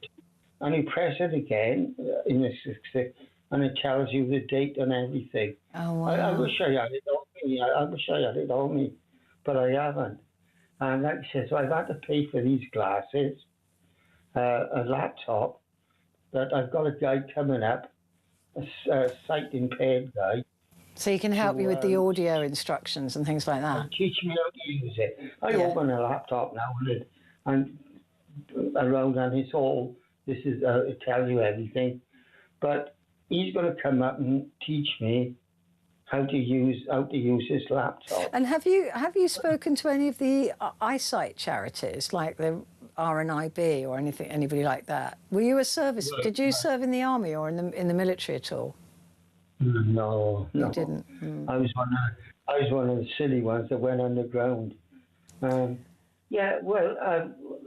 said I don't think I've ever read a book in my life. I read magazines, and my wife, she's had a reading a book here. She's had one on her go in work. they sent me one of these audio readers. Uh-huh. And I said, oh, well, I know you ain't going to like this. But they said, well, I said, yeah.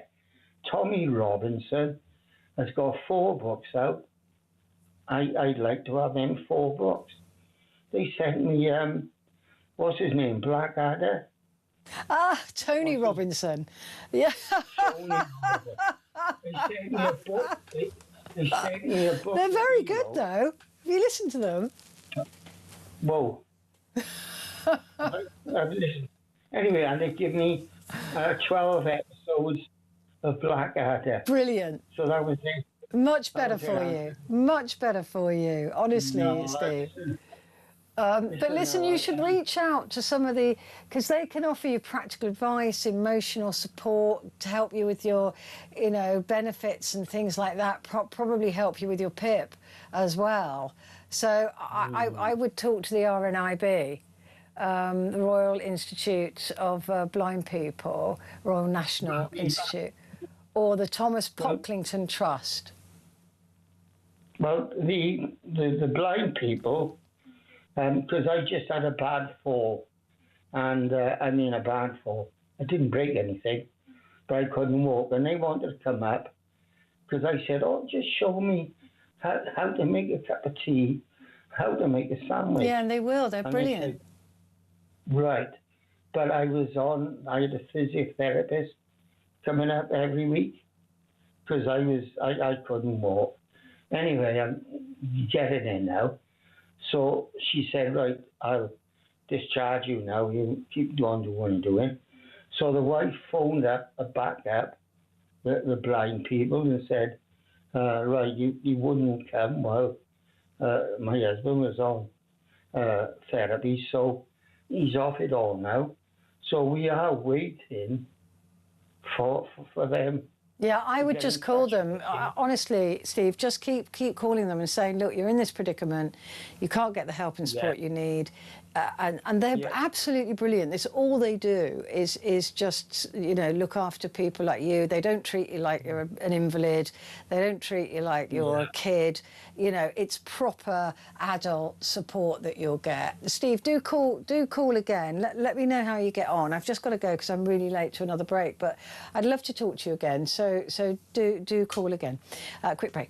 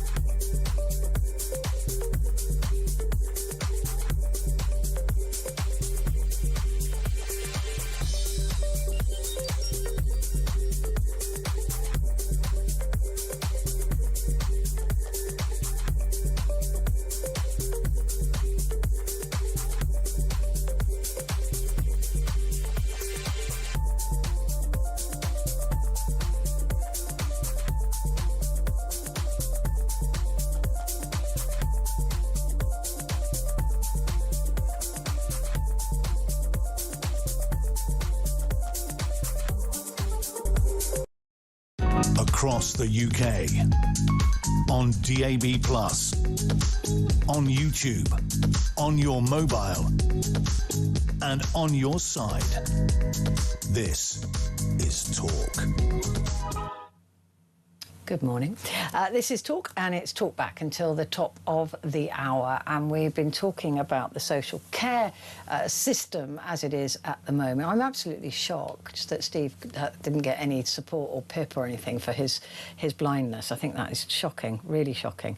Anyway, we are talking about what should happen with social care, because Andy Burnham wants to bring back free at the point of need, which is a great idea, but can it actually work. Terry has called from Warmer, which is near Devon. Hello, Terry. Nice. Hello, near Dover, near Dover. Yes, my eyesight near is going. a few miles along the coast. Yeah, a few more miles. I need to clean my glasses, I think. So, Terry, lovely to chat to you. What do you think of this Andy Burnham wish? Sorry, I came late to your programme today, after half an hour. I've been in and out of the programme today, but so I'm not sure how much of what I'm going to say has been said. But just making a few notes. Has Andrew Dilnot been mentioned in your programme? Andy Dinmont? Dilnot, no. He wrote a report a few years ago up to the Conservatives, I think, and it was reckoned to be a very good solution to the problem.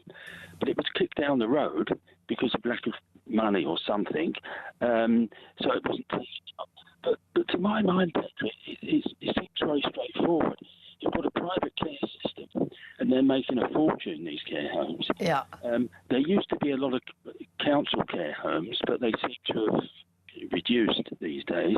Why not local councils? They could charge half the cost. They could still make money. It would still benefit probably local services as well. And it could reduce council tax for everybody else. But the other solution is you could put a penny on income tax and have an insurance system, just like you do with homes and cars. Most people don't use it. A pooled arrangement. It benefits everyone. So those two things are fairly easy to solve the problem, aren't they?